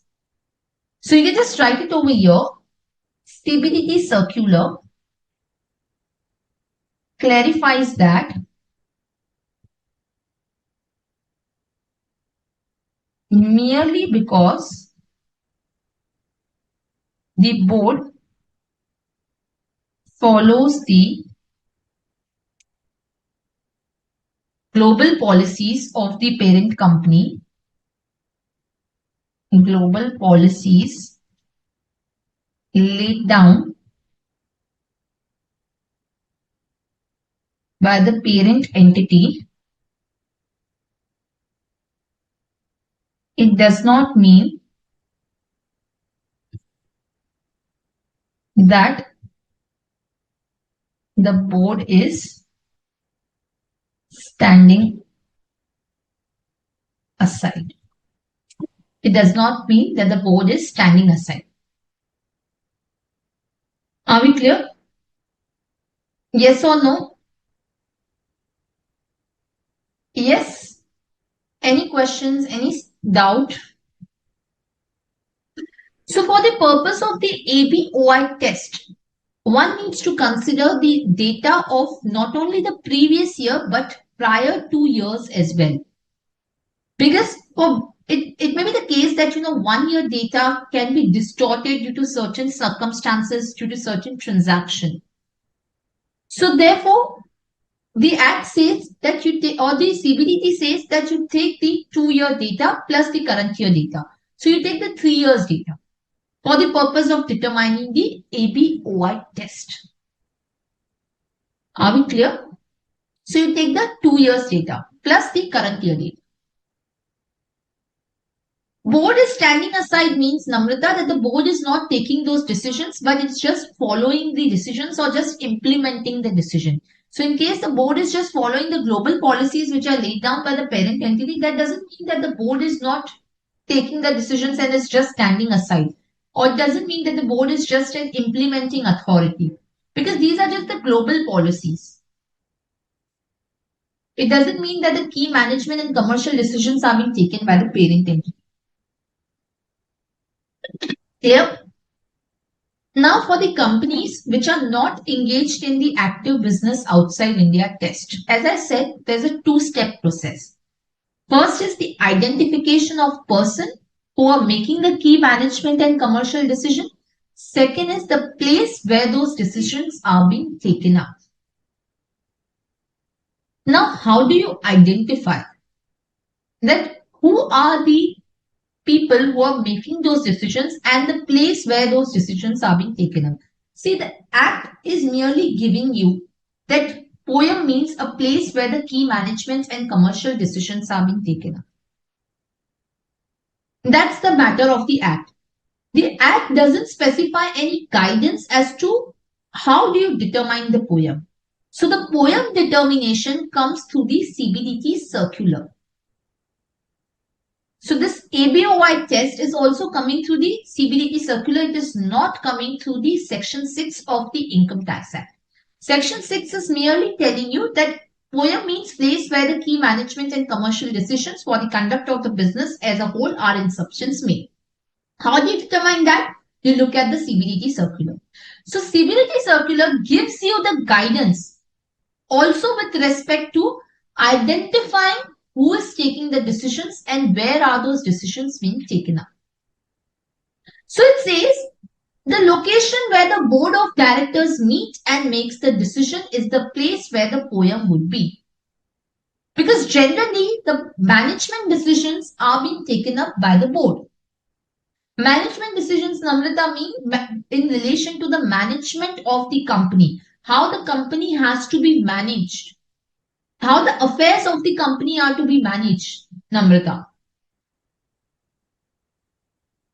How the policies with respect to the management would be set out. Are we clear? So, usually the board of directors have the authority to take the decisions. So, the place where the board of directors meet, where they make the decisions, that is the place where the POEM would usually be. Provided that the board in fact is actually making and taking the decisions and not just formally holding the board meetings. So formally just holding the board meetings without conclusively determining as to how the company has to be managed, how the decisions with respect to the company are being taken up, how the operations of the company are to be done. If there's just a formal meeting which is done and somebody else is taking those decisions, that place will not be the POEM. The POEM will be the place where the actual decisions are being taken up. If the key decisions are being taken up by some other person other than the board of directors or other than the place where the board meetings are held, that place will be the POEM. Are we clear? So it may be possible that the head office of the company is in, let's say, US. But let's say they just hold it on papers, the board meetings in US. But let's say the activities of the company are predominantly being undertaken, let's say, in India. Let's say there are board of directors who are sitting in India and taking the decisions. Or let's say, for example, the board of directors are in US for the namesake. But they have delegated the power, let's say, to another shareholder or to promoters or to the senior management who is sitting in India and taking the major decisions for the company, and board is just implementing those decisions or ratifying those decisions. The company's place of effective management will be where the decisions are being taken up, that is in India. Are we getting that?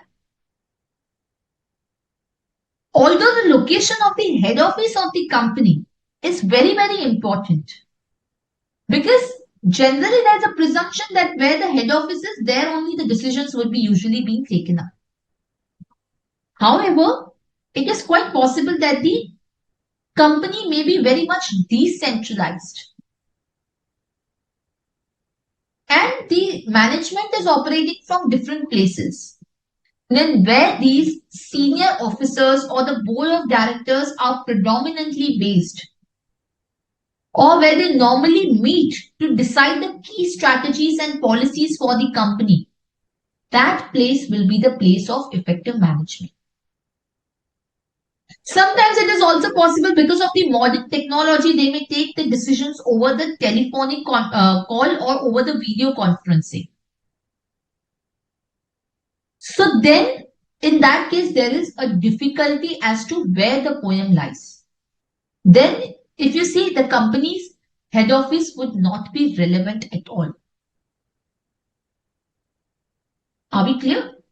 Then the physical place where the board meetings are conducted also will not be relevant. Then the POEM will lie where the directors who are taking those decisions, wherever they are present, that particular place will be the place of effective management. Or just the board may be stepping aside and the shareholders may be taking the meeting. maybe making the decisions. Then the place where the shareholders are residing, that place will be the place of effective management. Now see, there's a difference between shareholders giving their acceptance to certain decisions taken by the board, because there are certain decisions you would have learned in the corporate law and the company's law that shareholders' approval is required for certain decisions where the rights of the shareholders are getting impacted. For example, in the case of dissolution, deregistration, modification of the rights, issue of new shares, that decisions where the shareholders' approval is required, that is something different. Those are not the management or commercial decision. Those are not relevant for determining the POEM. However, where the shareholders are deciding the conduct of the company, for determining, let's say, these decisions which are impacting the commercial operations of the company are taken up by the shareholder and not by the directors. Then the place where the shareholders are, that will be the POEM. Clear? Yes or no? What is not clear, Namrata, and the CBDT clarification? Yes, Namrata, it's a substance over form. If the meeting is held online, as I said, it will be the place where the directors who are taking the decisions, wherever they are situated, that place will be the place of effective management, Namrata. Are we clear? Yes or no? Okay. Now, understand one thing. The CBDT circular says that just because the company, foreign company, is completely or entirely held by the Indian company, that will not automatically lead to the conclusion that the POEM is in India. Or if some of the directors of the foreign company are Indian resident, that will automatically not lead to the conclusion that the POEM is in India. You need to check these conditions to determine whether the POEM is in India or not. Just because there is a permanent establishment of a foreign company in India, that automatically will not lead to the conclusion that the POEM is in India. So just write down.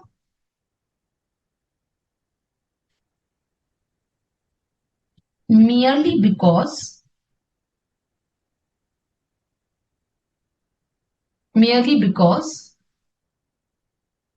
foreign company is owned completely by Indian company,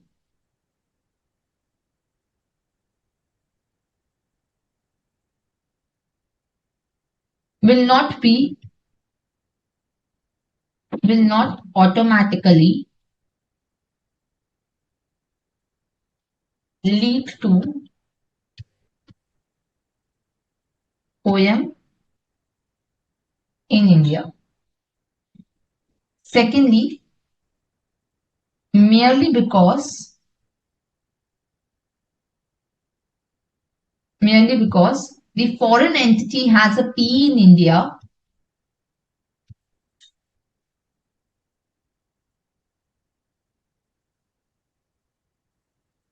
does not result in POEM in India. Merely because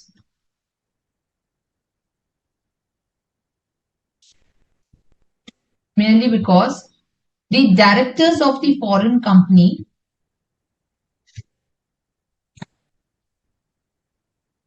reside in India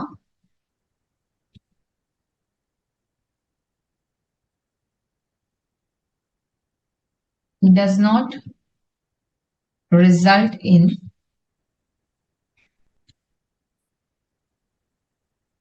POEM in India. Merely because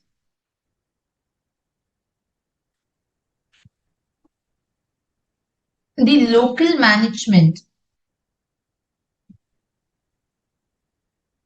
in respect of activities carried out in India by the foreign company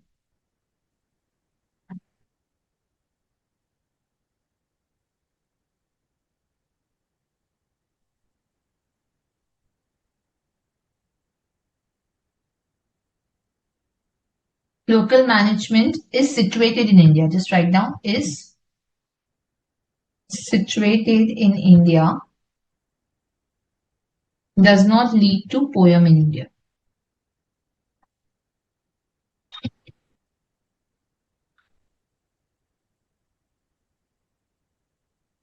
And last one, merely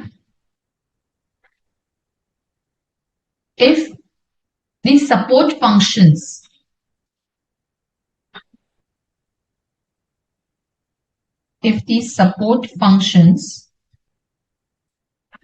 that are preparatory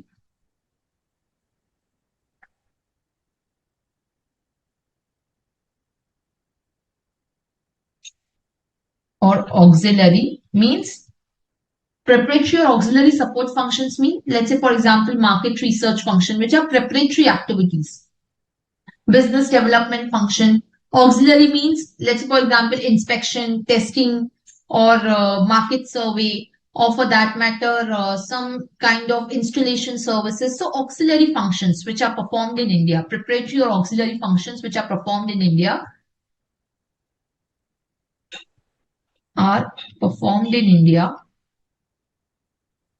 does not result in POEM in India. So they are just clarifying that this existence of these functions should not result in the POEM in India. Yes. Any questions so far?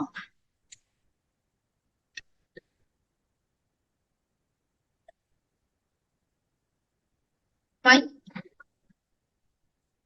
Now understand that the AO, before initiating any proceedings for holding that a company has a POEM in India, has to seek the prior approval of the higher authority. So only after the prior approval of the collegium of 3 members is given, which is the PCIT or CITs, then only the AO can proceed with the assessment that the foreign company has the POEM in India. Are we clear? Further, last very important thing before we move further. The CBDT has clarified that the POEM guidelines shall not be applicable, or the POEM concept shall not be applicable to a company having the turnover or gross receipts of rupees less than equal to 50 crores. So the CBDT circular has been given, which says that the POEM will not apply, that the POEM concept will not apply to the foreign companies, which are the small companies, which are essentially the small companies. Now, what do we understand by the small companies? The turnover threshold is given of rupees 50 crores. The turnover threshold has been given of rupees 50 crores. So if the turnover is less than rupees 50 crores, less than equal to 50 crores, then it says that the POEM will not be applicable. So for those companies whose turnover is less than equal to rupees 50 crores during the financial year or during the previous year, will be considered as the foreign company only. See, there is a very lesser clarity if you read the circular. It simply says that the provision of section 6(3) will not apply to a company having the turnover or gross receipts less than equal to rupees 50 crore. But the intention appears to be that the POEM guidelines will not apply. So there is a kind of misinterpretation which is existing, that whether the POEM guidelines are not applicable or whether the POEM provision itself is not applicable to a smaller company. The intention seems to be that the poem guidelines are not applicable. Because there was a press release which had given that the poem guidelines will not apply. But the circular says that the poem provision itself will not apply. Are we clear? So there is a kind of misinterpretation with respect to the CBDT circular, but you can write it over here. Exclusion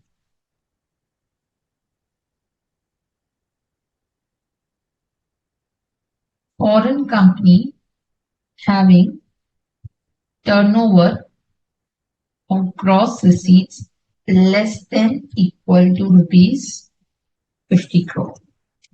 So for them, the poem will not be applicable. Namrata, difference between poem guidelines and provision. As I said, section 6 only talks about the term poem. How the poem has to be determined, that comes through the CBDT guidelines, which is prescribing here the ABOI test.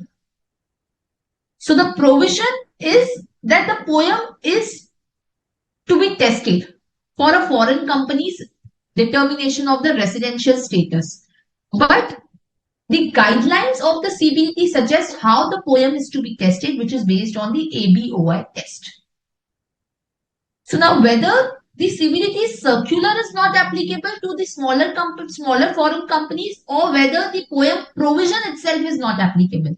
As far as the simple reading of the circular says, it says that the provision itself will not apply, which means that the poem concept will not apply to the foreign companies having turnover of gross receipts less than 50 crore. Meaning these companies which have a turnover of gross receipts less than rupees 50 crores will always be considered as foreign company even if the poem lies in India. So that does not seem to be the intention of the government. Because then again, this gives an opportunity for the tax avoidance, isn't it? Is that clear? Yes or no? Okay. Now, let's solve few questions around this. Let's solve few questions around this. Let me give you two questions and you are required to solve that.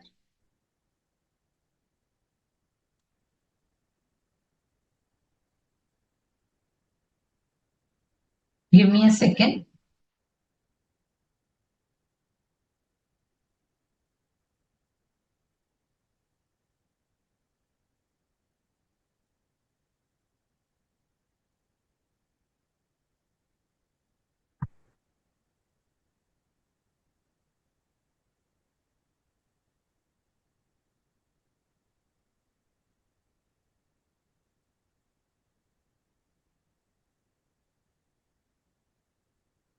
There's some issue with my, one second.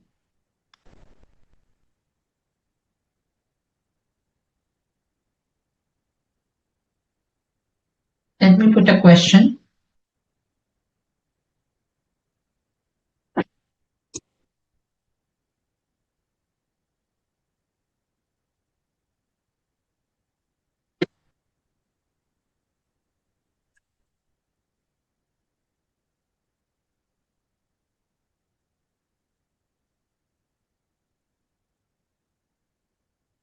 Shouldn't just give me 1 minute so that I can just share you the question, because I think there is certain issue which is appearing.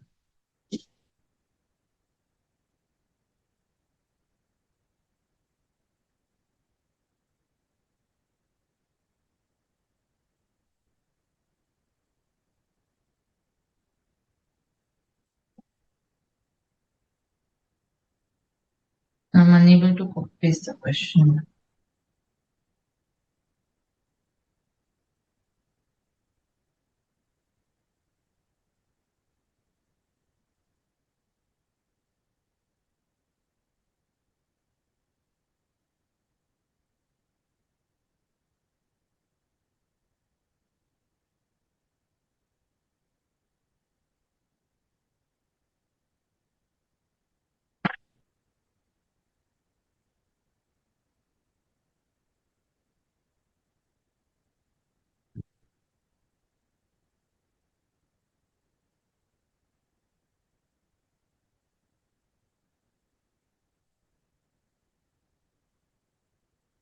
Yeah.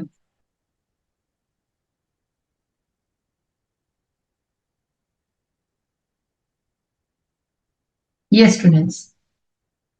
So A Incorporation is a company incorporated in UK, and 60% of its shares are held by I Limited, a domestic company. A Incorporation has presence in India also. The data relating to A Incorporation is given here under, which is rupees in crores. Okay.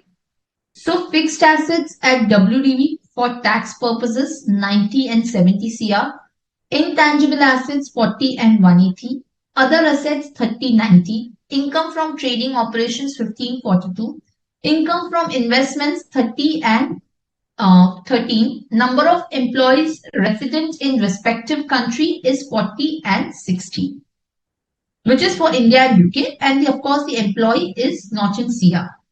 The question is whether the company is engaged in active business outside India test. Second is because of the increased operations, more manpower is required. So 30 more employees may be required in this regard.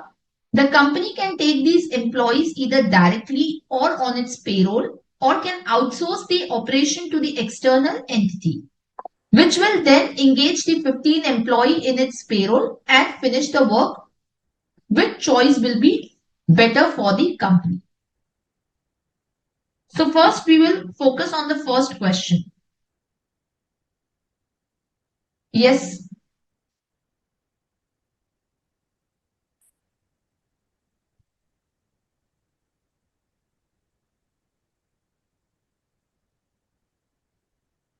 First is the first question, whether the company is engaged in ABOI.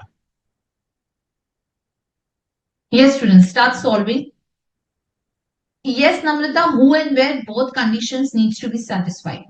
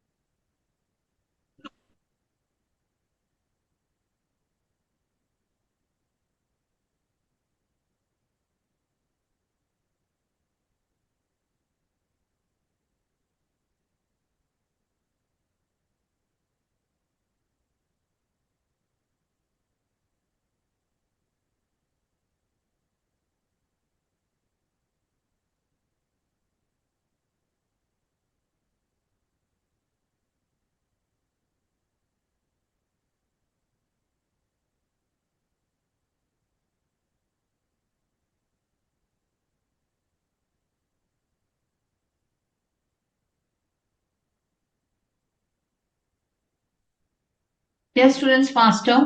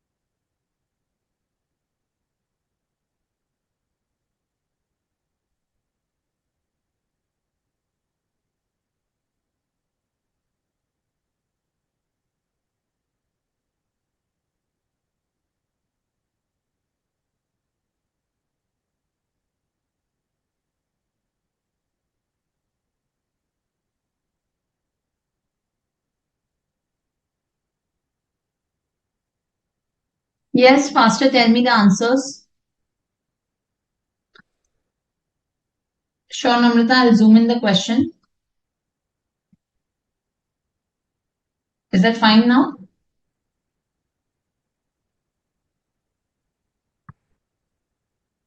It's a very simple question.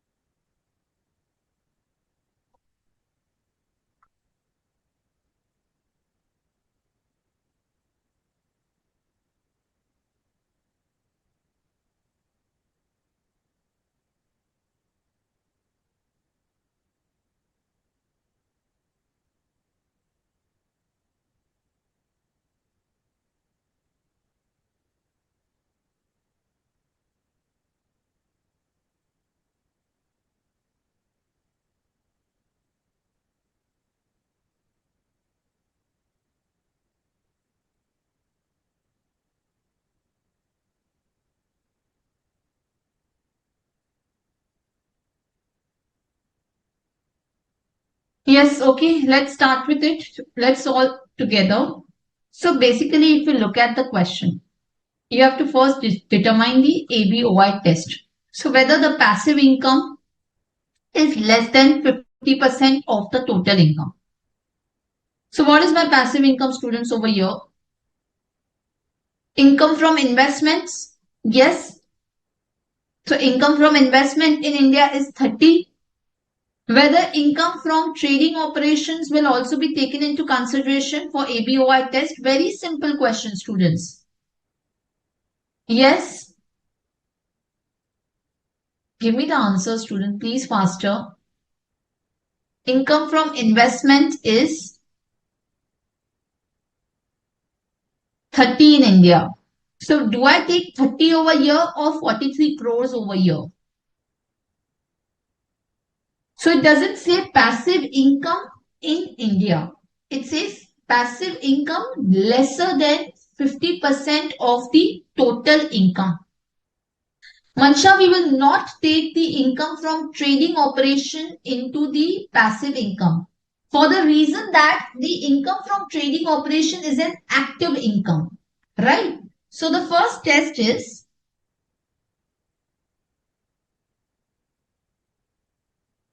passive income test. So it doesn't say passive income in India. If you look at the provision, what I've written is passive income less than 50% of total income. So total passive income, whether earned in India or whether earned outside India, students. So this is going to be 30 plus 13 divided by the total income which is there, which is income from trading as well, which comes to 100 crore. So this is 43%, which is less than 50% of the total income. Is this clear? You don't need to take only the passive income in India. You need to take the entire passive income for the ABOI test. Second, the asset test. So what are the assets which are there in India? So assets situated in India, which is 90 plus intangible 40 plus other asset 30. So 160. Asset you have to only consider in India. Divided by total assets,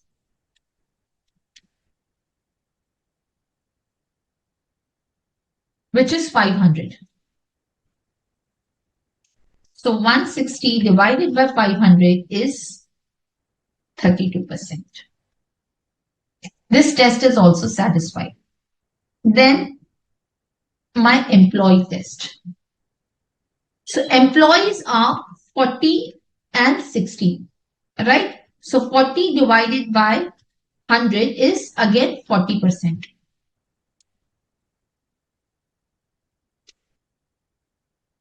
So even this test is satisfied. Now there is no information which is given with regard to the payroll expenditure test. So we will assume that even that is satisfied because there is no information given. So we can say that the ABOI test is satisfied, student. So we'll say, so payroll assumed to be satisfied. So therefore, ABOI test is satisfied. Fine. Now the part 2 of the question says, because of the increased operations, more manpower is required. So 30 more employees would be required in this regard. The company can either take these directly on their payroll or can outsource the operation to the external agency, which will then engage the 15 employee in its payroll and finish the work. Which choice will be better for the company? Now, if you hire 30 more employees, right, on its payroll, or the company outsources the work to another agency and that agency hires 15 more employees on their payroll. So which one is a better option? So for that, if you look at the definition of the payroll which is given, or the definition of the employees which is given in the guideline, it says employees shall include not only employees employed by the company directly, but it may also include the personnel which are not indirectly employed by a company but are performing the tasks similar to the employees. So even 15 will be included in the employees of the company. It's not that the 15 will be excluded. So if I increase my 40 employees to 15 more, it will be 65, isn't it? If I increase it by 30 more, it will be how much?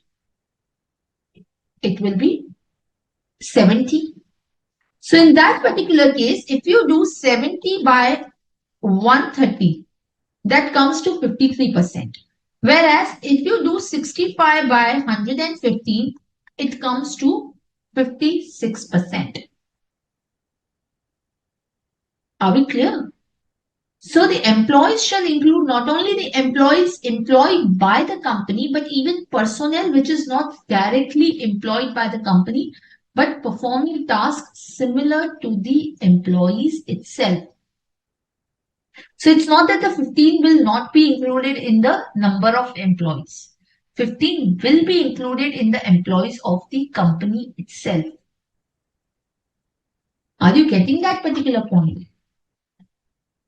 So if I include 15 more, then it will be 55 divided by 115. It will be 47%. So still the ABOI test will get satisfied. If I hire 30 more employees on my payroll, then obviously the ABOI test will not be satisfied. Then I will not satisfy the ABOI test. Are we clear? So just write down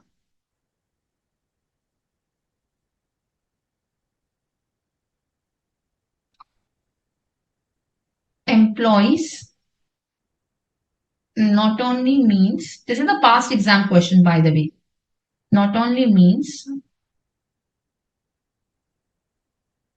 employees directly hired, but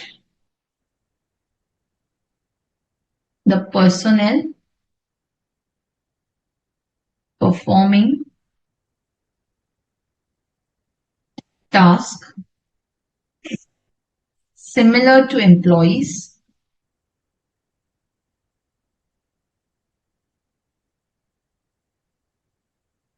shall be included. Therefore, hiring 15 employees is better instead of 30, as ABOI test would remain satisfied. Fine, students. Total income, Mansha, it is the entire income which is income from trading operations all across the world plus the income from investment. Yes? Okay. Shall we solve one more question now? I'll give you the one more question. Now, this is going to be little advanced than the earlier question, but again, very simple, not that difficult. This is just to again reiterate the ABOI test. So I'm putting forth the question.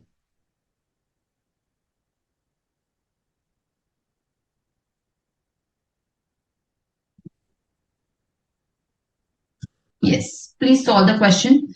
ABC is an Indian company set up, it has set up a wholly owned subsidiary in Germany. ABC incorporation on 1st April 2023. The subsidiary company is engaged in software services, hardware services, etc. in 3 different countries, Germany, UK, and India. Following information is given. Value of asset as per books of account is given. Number of employees working in thousands are given. Payroll expenditure in crores are given. Total income earned in aggregate is 80. Breakup of the total income is 28 crores is derived from transaction where purchase and made from A and sold to non-A. 24 crores derived from transaction where both purchase and sale are made from or to A. 16 crore is derived from transaction where purchase are made from non-A and sold to A. 8 crores are by way of income from capital gain and 4 crore by way of interest. During the financial year 22-23, total 5 board meetings were held, 2 in India, 1 in Germany and 2 in UK. Determine the poem.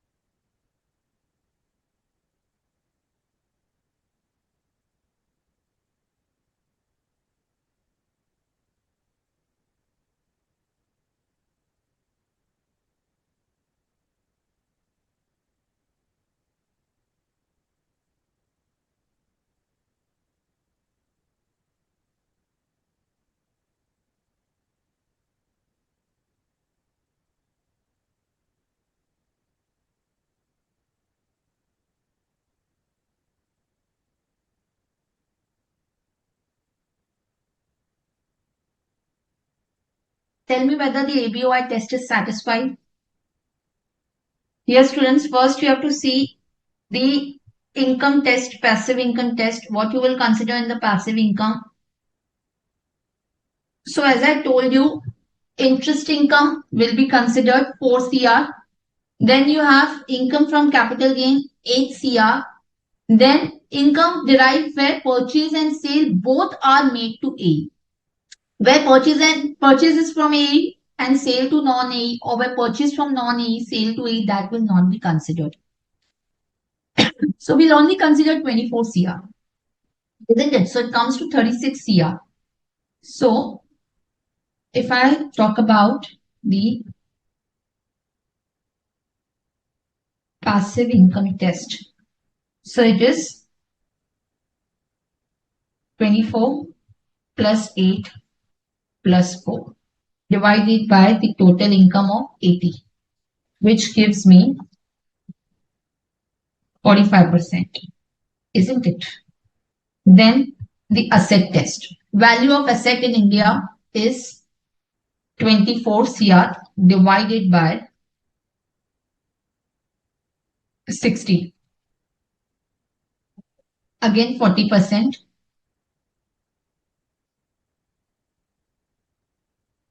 Then employee working in India are 28,000, right?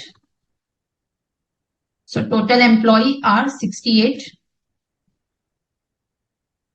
So around 41%.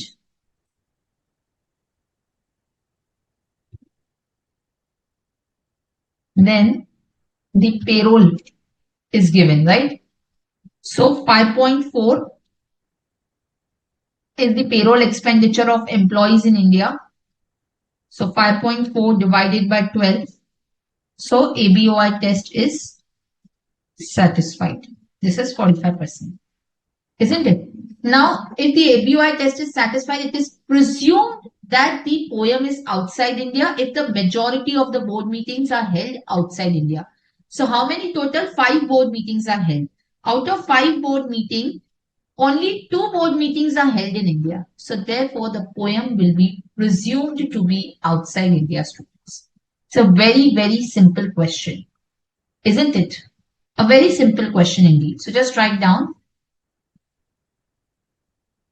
ABOI satisfied, poem presumed to be outside India as majority of board meetings are held outside India. Is this clear, students? Yes, clear. Very good, Mansha. Yes, Namrita. Good. Okay. Fine. Now the last point that we are going to talk about the poem concept is the transitional provisions. So what happens when the poem is said to be in India? What happens when the poem is said to be in India? So there are transitional provisions which are prescribed under section 115JH, read with the notification. So what are these provisions? Let's talk about the transitional mechanism. So see, students, what happens is once the company becomes a resident of India, it would have to account for the depreciation. It would have to account for the brought forward losses because now it is going to be governed as a resident, right? So it is becoming a resident for the first time. Till now, it was always a non-resident. So 115JH empowers the central government to issue a notification for the purpose of notifying the transitional mechanism for the company which is first time becoming a resident in India. So central government has issued the notification. Remember I told you CBDT very hardly issues the notification. The act empowers the central government to notify something. This is a notification, not a circular. See, POEM guidelines were coming through the CBDT circular because they were to explain the mechanism of POEM. They were clarifying something. So it came through circular. This is not clarifying something. This is notifying the provisions as to how does the transitional mechanism will work. So it is coming through by a notification. That is a difference between the circular and a notification, student. Is that clear? So basically the notification of 2018, it gives the certain transitional provision. First is determination of WDV, because you will have to calculate the depreciation. Now that you are a resident, your entire income, global income, is going to be taxed in India. So first of all, one needs to determine how do I calculate the depreciation, because you will calculate your business income in India. So in the way you give the depreciation allowance to a resident, here also depreciation will be available. For depreciation, how will I calculate opening WDV? Because till now I was a foreign company. So therefore, the opening WDV will be as per the tax record in the foreign country on the first day of the previous year. On 1st April, as per tax record. In case the foreign company is assessed to tax in the foreign jurisdiction, where WDV is not available as per the tax record, then it will be calculated assuming that the depreciation was actually allowed as per the provision of the laws of that foreign jurisdiction, as on the first day of the previous year. And in case the foreign company is not assessed to tax, then as per the books of accounts.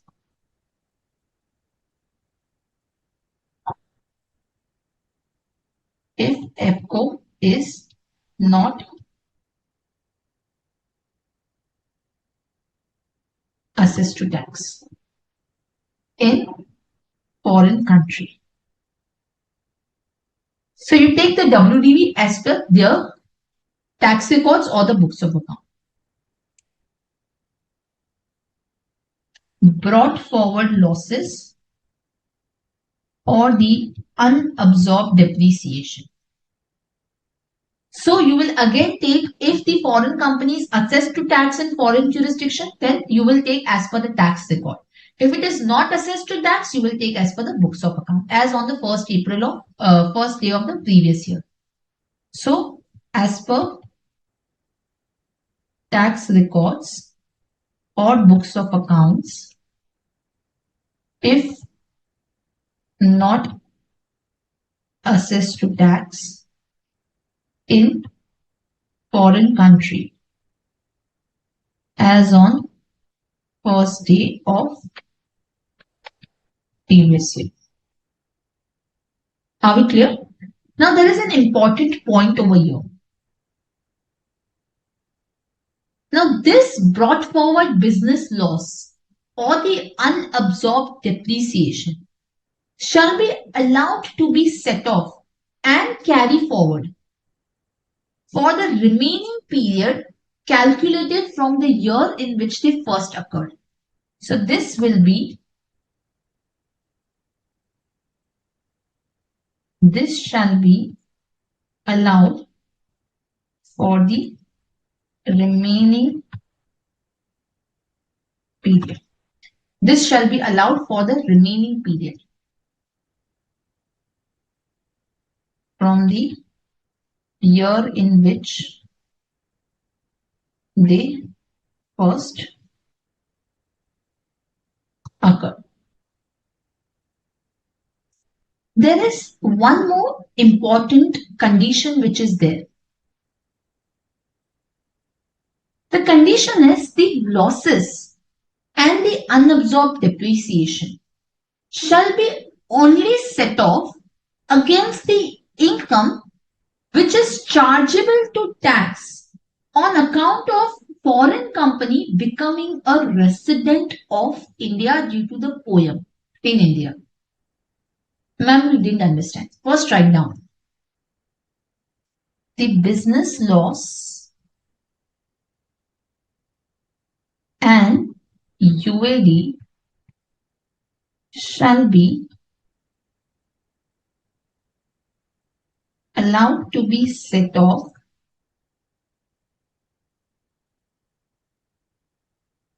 against the income of the foreign company which is chargeable to tax in India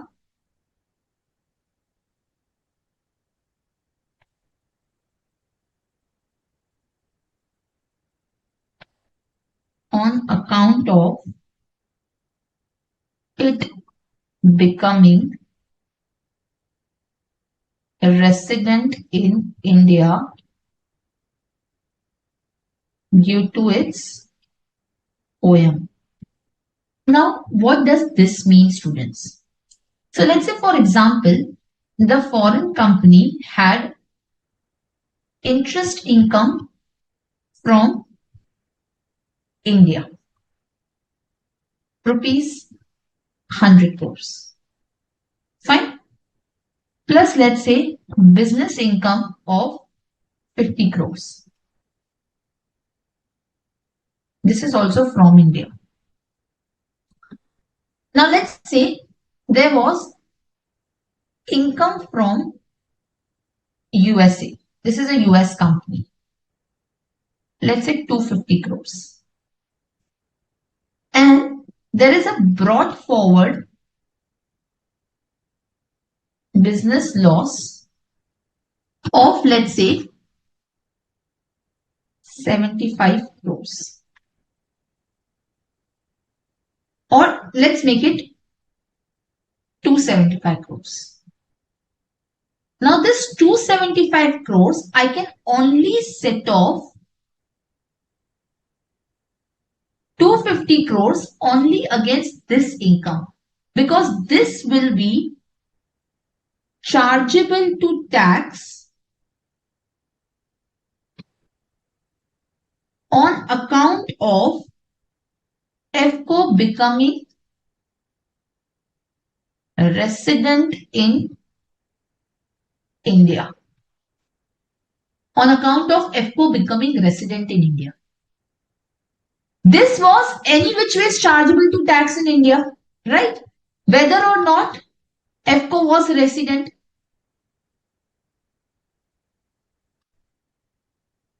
So this was any which way is chargeable to tax in India because this is from Indian sources. This is Indian sourced income, right? So even if the FCO was not resident in India, this would have been any which way is chargeable for FCO in India. So this 25 crore will not be available for set off against this income. So therefore, no set off of loss against this income. Are we clear, student? Yes or no? Fine. So this is the provision which is there. That the set off of losses will be permissible only against the income which is chargeable to tax on account of it becoming the resident of India. Clear? Next is period of profit and loss account and balance sheet where the accounting year does not end on 31st of March. So foreign company will be required to prepare profit and loss account and balance sheet from the date on which the accounting year begins up to 31st March of the year, immediately preceding the period beginning with 1st April. So for the previous year, it will have to prepare, right?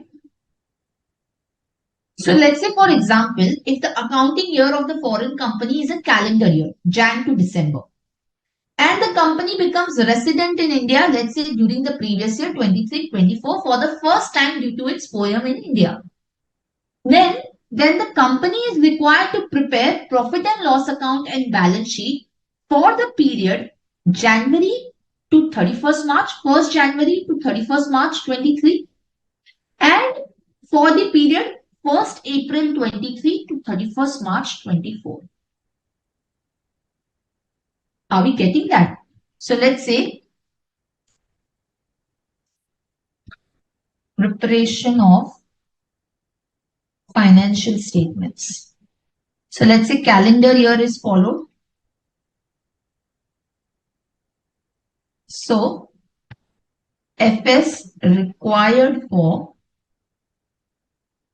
1st Jan 23 to 31st March 23 plus 1st April 23 to 31st March 24. Right? Because let's say it is becoming a resident in 23-24.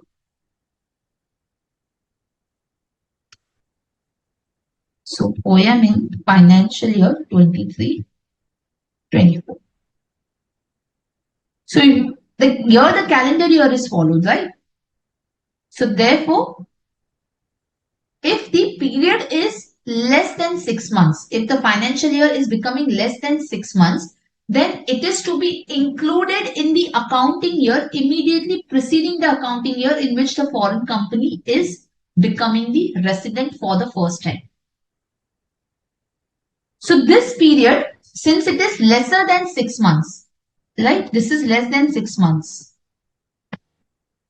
So then this has to be added with the prior year. So then you will have to prepare from 1st Jan 22 to March 23. You have to prepare a balance sheet and P&L of 15 months if your period is lesser than 6 months. If let's say for example, my accounting year is July to June. July to June. And let's say the company becomes resident in again 23-24. Then I will have to first prepare from 1st July 22 to 31st March 23. Right? Now since the period is more than 6 months, this is more than 6 months. So this is fine. So this is a separate accounting year. And then from 1st April 23 to March 24. If it is only less than 6 months, then you add to the another calendar year. Clear? Last is tax rate. What shall be the tax rate of the foreign company? The tax rate of the domestic company is 30%. If you remember the first class, the tax rate of the domestic company is 30%. The foreign company tax rate is what? 40%. So just because this company becomes a resident in India, the tax rate of 30% will not be available. 30%, 25%, 22%, all those tax rates are available to a domestic company. What was domestic company defined as? Domestic company was defined as a company incorporated in India or the company which has made the arrangements for the declaration of dividend in India. Foreign company is not a domestic company. A domestic company is different from a resident company. Resident company means what? A company which is having the POEM in India. This does not become the domestic company. This is for the domestic company. Are we clear? So here the 40% specific tax rate will be applicable and not the 30% tax rate. Yes or no? Any question? So, in case where the foreign company will become resident in India, then in that particular case, it will be having a tax rate of 40% and not the 30%. Clear? Further, the TDS provision. Whether 194J, 194R, 194S, all those would be applicable. So in that case, the notification says the provisions which are specifically for the foreign company, those shall be applicable, and not the provisions which are applicable to the residents. So therefore, section 195 will apply and not 194R. So TDS will be under section 195 or the provisions specifically applicable for the foreign company. Clear? And plus double tax relief available under section 90. So double tax avoidance relief will be available under section 90. Namrata, I'll explain again this example. This example suggests that the income which is becoming taxable in India on account of foreign company becoming resident in India, only against that income the set-off of loss will be available. See, income from India, interest income, business income, any which ways is taxable for a foreign company because that is the income which is arising in India. So that is any which way is going to be taxable. But the income from US will only become taxable if the foreign company is a resident of India as per its POEM. So the notification says that the set-off of business loss will not be available against those income which was any which way taxable if the foreign company was not a resident. The set-off of loss will be available only against that income which is becoming taxable because of the foreign company becoming resident in India. Is that clear? Okay, students. So we'll stop here for today. Please revise and let's meet up in the next class. Thank you so much. We can close.